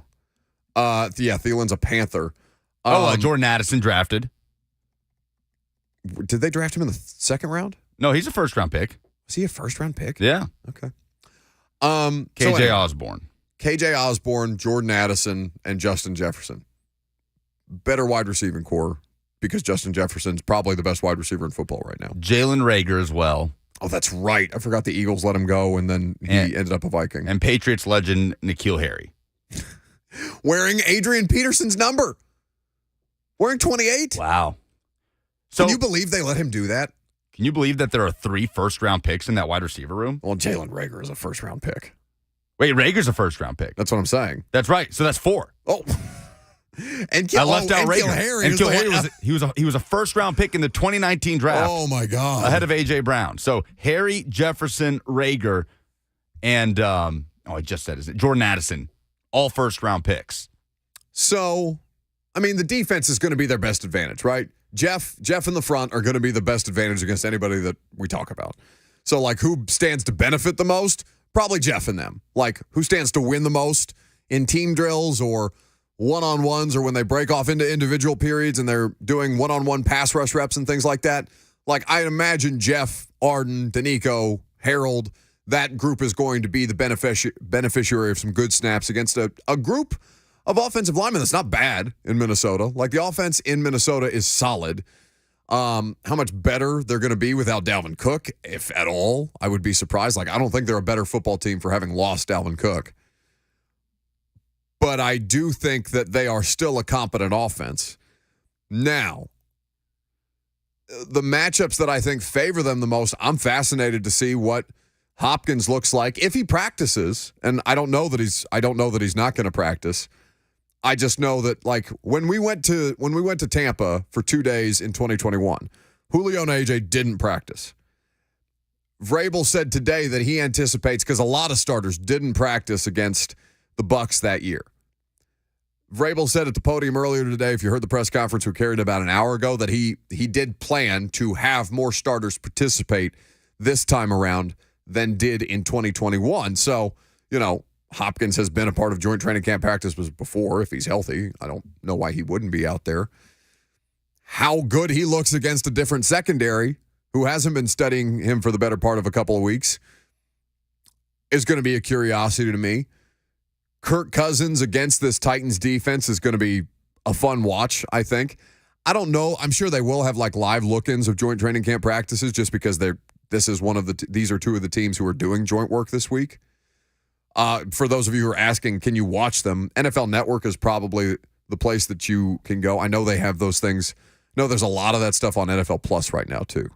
But I don't know specifically for those who are interested in watching Titans joint training camp practices. Where they match up the worst, though, I'm still skeptical of that offensive line, even though they had the one good drive. And everybody feels about the one good drive. And, the one good drive exceeded my expectations. They look better than I thought they would. But I don't think that should alleviate any concerns. I want you to hear this part of a clip, and there's a little bit of background music in the way that NFL Network does, so my apologies, Lucas, on that. But this was Peter Skoronski on the radio show on Monday. And in fact, Lucas, if you don't have it, I can send you the one without the music file attached to it, because that was done for the purposes of social media, and that doesn't necessarily help us here.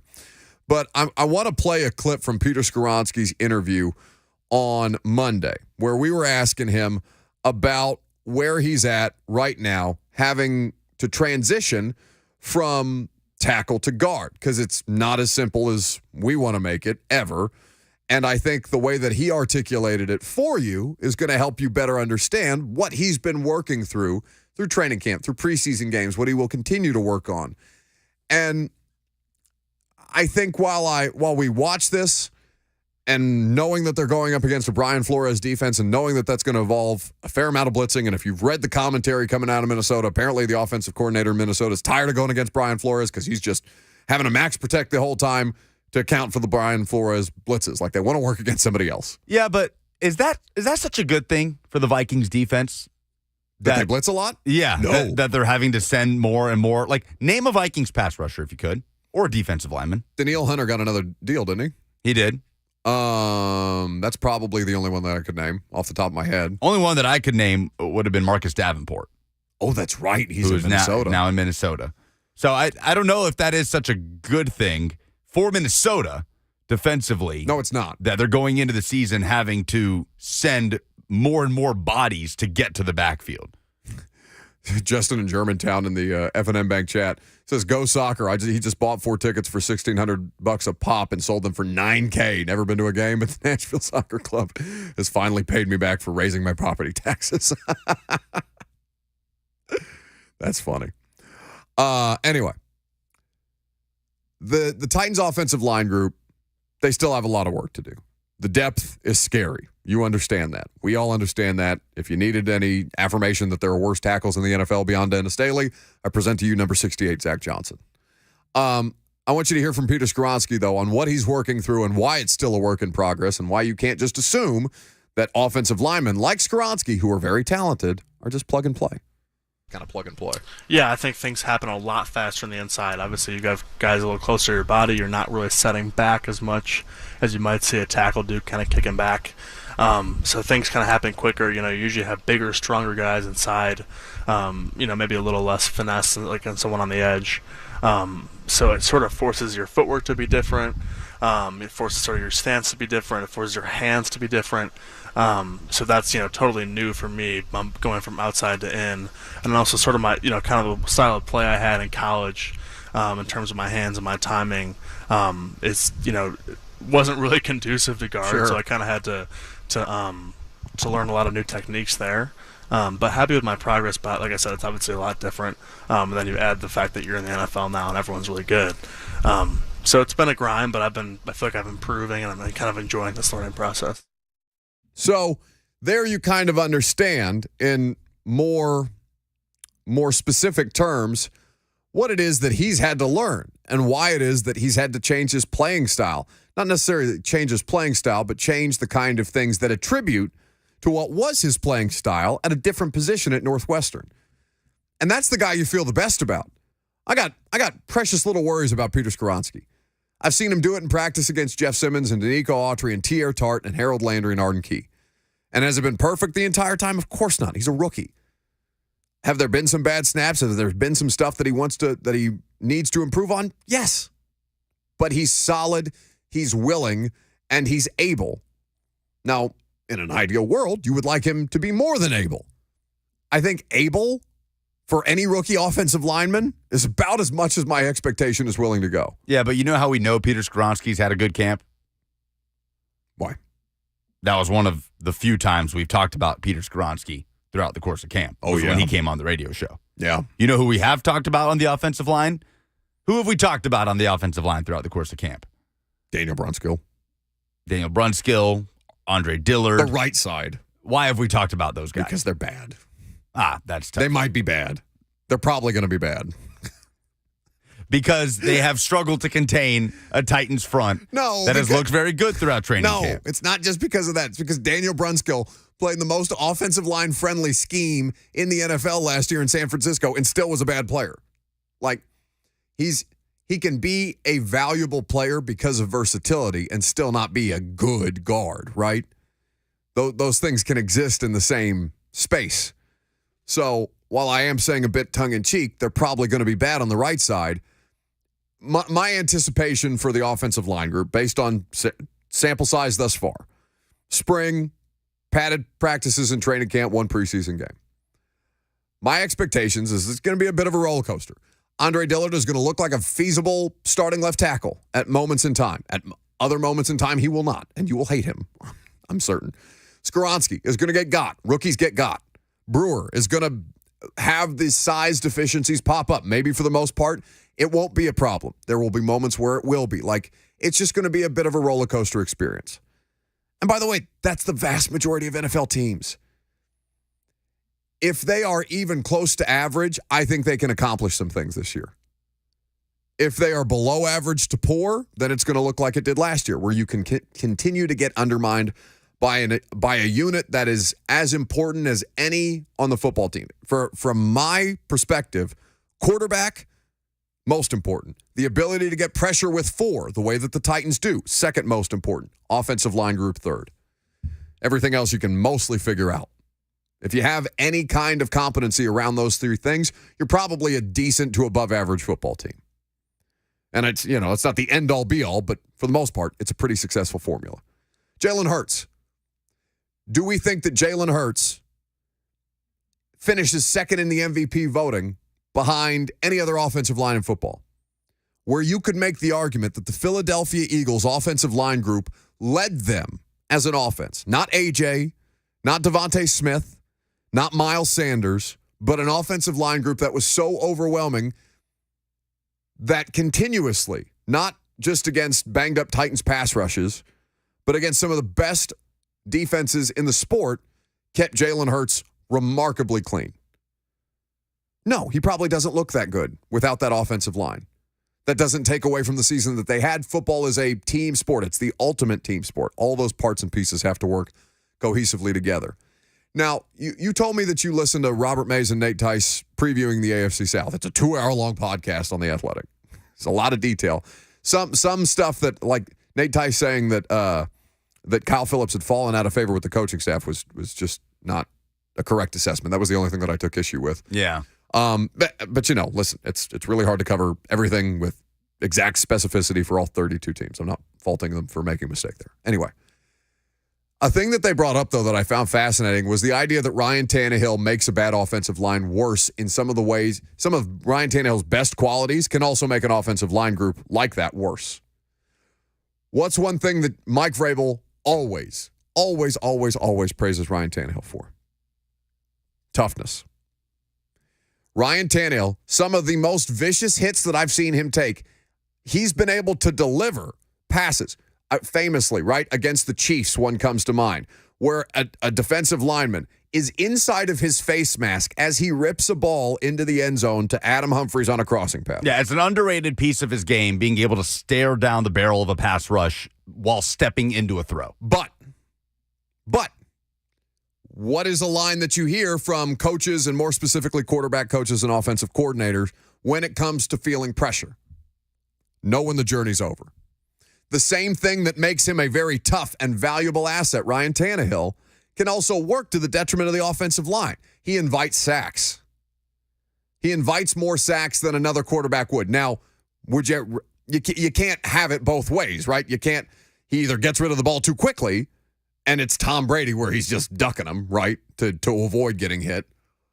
Or it's the opposite, which right now is Will Levis, where Levis just has to play more to understand the feel for pressure that he needs. He may not perfect that, but right now that's a costly thing for him that he needs to continue to improve upon.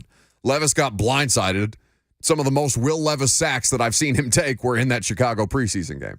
And that's something that he'll just have to improve upon with the benefit of more live reps. So Tannehill is somebody who will stand in the pocket, who will deliver. They value that. It also is something that in certain moments can invite more sacks being taken than another quarterback might. So when the Titans offensive line group as a whole, even if the first string unit did not account for any of the 8 sacks that they had against Chicago, when you come out of Chicago and there's 8 sacks, the first group that you're going to blame is the offensive line group, right? Right away. When in reality, the vast majority, more percentage of the blame for the 8 sacks taken should be on the 2 quarterbacks. Don't be so quick to assess these guys. And I'll do the same, right? I've just said tongue in cheek that the right side of the offensive line probably going to be bad this year. Some of that is going to be so. Some of that they're going to get beaten. Sometimes the quarterback is going to hold the ball too long and make them look worse than they might have otherwise looked. Both things can be so. 615-737-1045 is the number if you would like to jump in at any point. Eric Reed says, Brunskill looked fine in the game. It was one drive, guys. It's one drive in the preseason. One drive in the preseason. Again, to their credit, you are correct. They were moving people out of the way. They were great. They were good in pass protection. Malik, I thought, adapted to the situation well beyond the one delay of game penalty. I thought he managed the pocket a hell of a lot better than Malik Willis of last year. That was without question. Saying that Brunskill looked fine in the game when they had 13 total drives. He played in one of those 13 drives. If your sample size is 1 of 13, it's not a fair sample size of what that player is. It can be that it's, the answer is always somewhere in between. You don't have to go to extremes on it. Daniel Brunskill can be a fine player here. Maybe Tim Kelly has a system like they run in San Francisco and deploys it this year to help hide or mask the deficiencies of the offensive line group, because it's not an offensive line group that's any kind of proven. And while those moments will occur, and there will be some systematic things that they implement to try and mask those deficiencies, yeah, every once in a while, you're going to get got. All NFL players get got. Every corner in the NFL has been got, even Hall of Famers. Every defensive lineman has been pancaked by an offensive lineman that they probably shouldn't have been. Quentin Nelson. Every quarterback has taken sacks that they probably shouldn't. Like, these things happen. But my position on them is I need a larger sample size before I can determine how comfortable I am with them personally, and you can make your own assessments. But to me, one drive out of 13 in a preseason game is not the sample size that I'm going to cite. It's beneficial. It doesn't mean that you don't have to be concerned about your offensive line room. So what are you citing? Practice? Practice. Titans practice? Well, there's more of it. There's more. I have a larger sample size. I have a month of Daniel Brunskill and the Titans offensive line group not being more competitive than the Titans defensive line group. The counter to that is one drive in Chicago, and that's fine. They can look good again in Minnesota, and by the way, it'll make me adapt my opinion. Today's information and today's position does not have to be next week's. And you can drag me for it if I feel a little better about the offensive line group. Should they play 2 drives in Minnesota? You say, okay, if they come away with 2 good drives in Minnesota, and you're looking at them specifically, and you're looking at them going up against different competition, and they manage a Brian Flores defense well, I imagine they're going to see some pressure in this game as well as in practice this week, then yeah, you can adapt based on new information. But the sample size of the information right now is the training camp practices. But it's got to be somewhere in the middle, right? Like, somebody has to win those reps at practice. Mm-hmm. Somebody has to win those reps in the preseason game. So it doesn't have to be a blanket, one successful drive from the first team offensive line in the preseason game. Offensive line woes are resolved. Or going up against Jeffrey Simmons and a Titans front that, when healthy this year, is going to be a major strength for this team, being able to rush with 4 and losing some of those reps, meaning Brunskill, bad. Yeah. Somewhere in the middle. That's what we're going to find out when the season kicks off. Well, but my Brunskill specifically, I've seen him play. Like, Dillard, we've barely seen him play. Andre Dillard is like, I'm reserving judgment on Andre Dillard for the most part. Daniel Brunskill and Chris Hubbard are 2 players with lots of tape. Like, there's plenty of evidence out there to draw that conclusion versus, again, 1 drive in Chicago. Take your phone calls on this. Last call for phone calls, 615-737-1045 is the number. We'll update some polls. We'll get you over to Blaine and Mickey coming up next.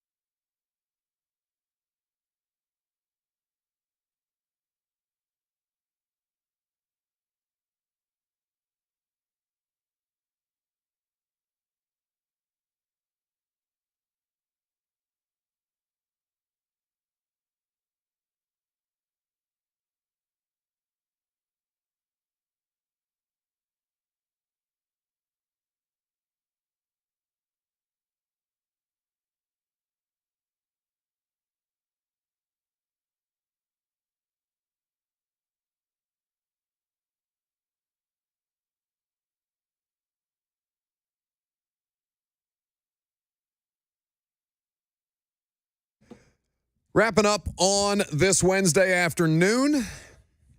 If you're looking for real hardcore X's and O's breakdowns of Malik Willis, Will Levis, and we're going to do a couple of quarterbacks today on the install. Greg Cosell and myself are going to tape the latest episode today at 3. It'll be available in your podcast feeds about 6 p.m. Central Time. So keep an eye out for the install with Greg Cosell of NFL Films.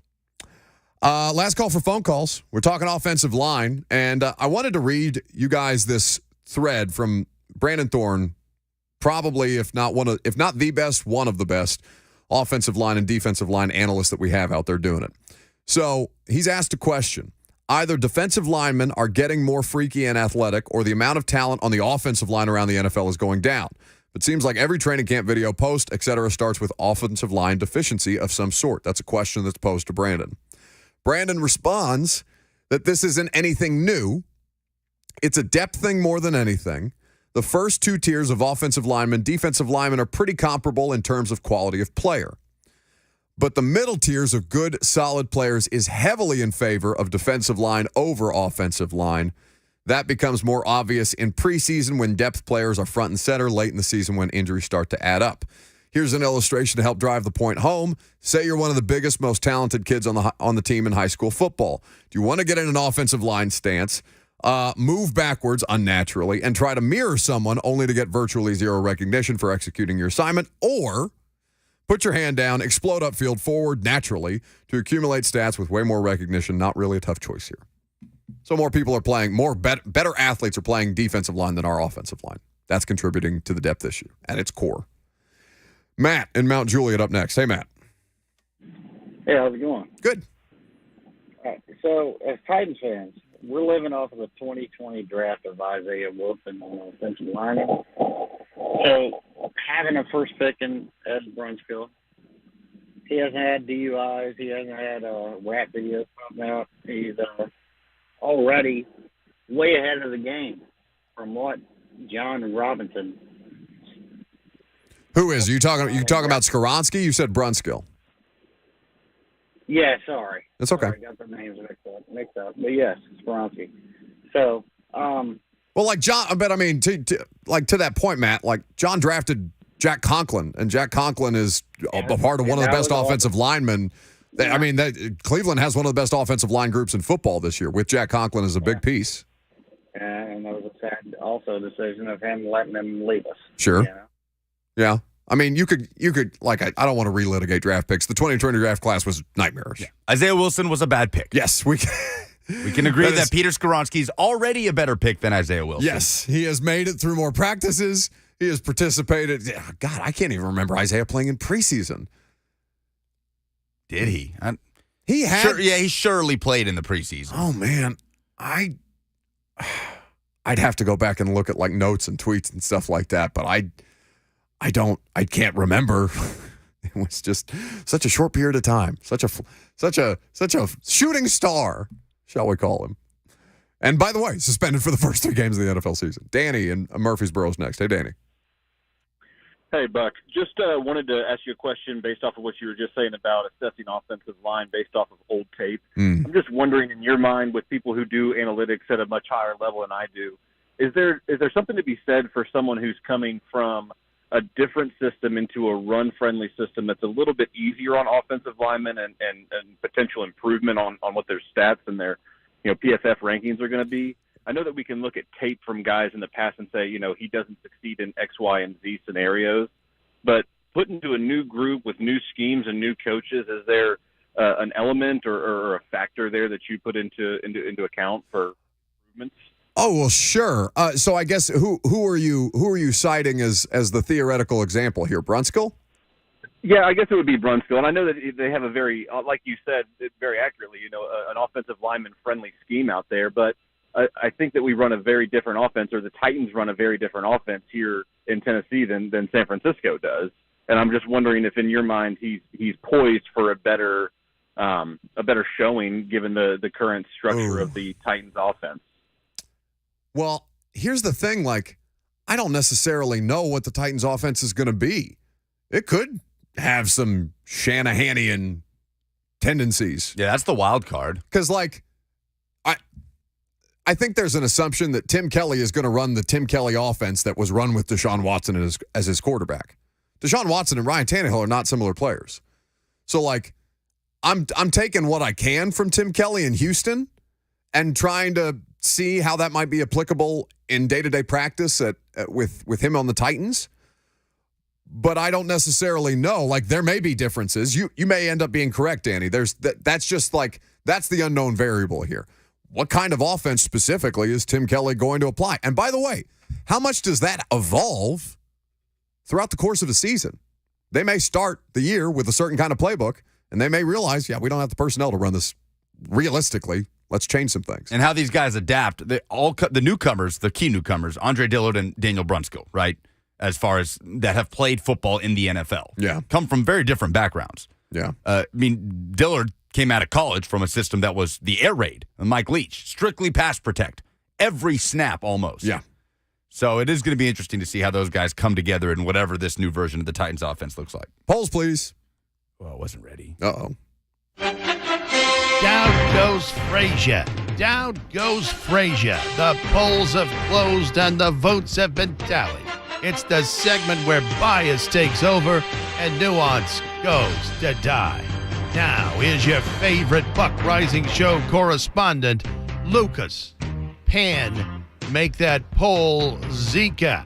Austin Stanley of A to Z Sports quickly reminds us that there was no preseason for Isaiah Wilson because of COVID. So, yes, Skoronski is already a better draft pick than Isaiah Wilson, regardless of what happens from here on out. He has played more football already than had Isaiah Wilson in his rookie year. Polls Unreal. presented by Two Rivers Ford, who sells below MSRP on any non-specialty new Ford. Who is the greatest athlete you have ever seen in person? Tennessee Ed says Michael Jordan. Darren says Jordan. Kenneth says Tom Brady. 12th Titan says Bo Jackson. Never saw Bo Jackson. Saw Brady and Jordan. Jordan doesn't really count. He was a wizard. And Brady, I've covered a bunch of Brady games. Ronaldinho for me, without a doubt. By the way, speaking of athletes, AEW in town tonight. Did you see that? I was driving into the station, and I see a big AEW semi-truck in front of me on 8th Ave before you turn right past the party foul onto Division to get to the station. Mm-hmm. You know that like railroad overhead thing that goes over 8th Ave? Yeah. This truck. Oh. I'm just driving, and I hear a devastating sound of the top of this truck just absolutely grinding against the bottom of that railroad that goes over 8th Ave. Oh, and my that God. dude, and I passed that guy as he is stopping and sticking his head out the window, wondering what in the world just happened. Nightmare. So, yeah, AEW in town. Who will be the biggest impact transfer in the SEC in 2023? Daniel says Messi. Kenneth says Joe Milton. I guess that counts. Not really the point of the discussion, but we'll talk about it tomorrow. Yeah, we can do that tomorrow. Are those the polls? Those are the polls. Those are the polls we have time for. That's the show. Prime time tonight. Keep an eye out for the install with Greg Cosell. We'll look forward to talking to you tomorrow morning at 10 a.m. Blaine and Mickey got you next.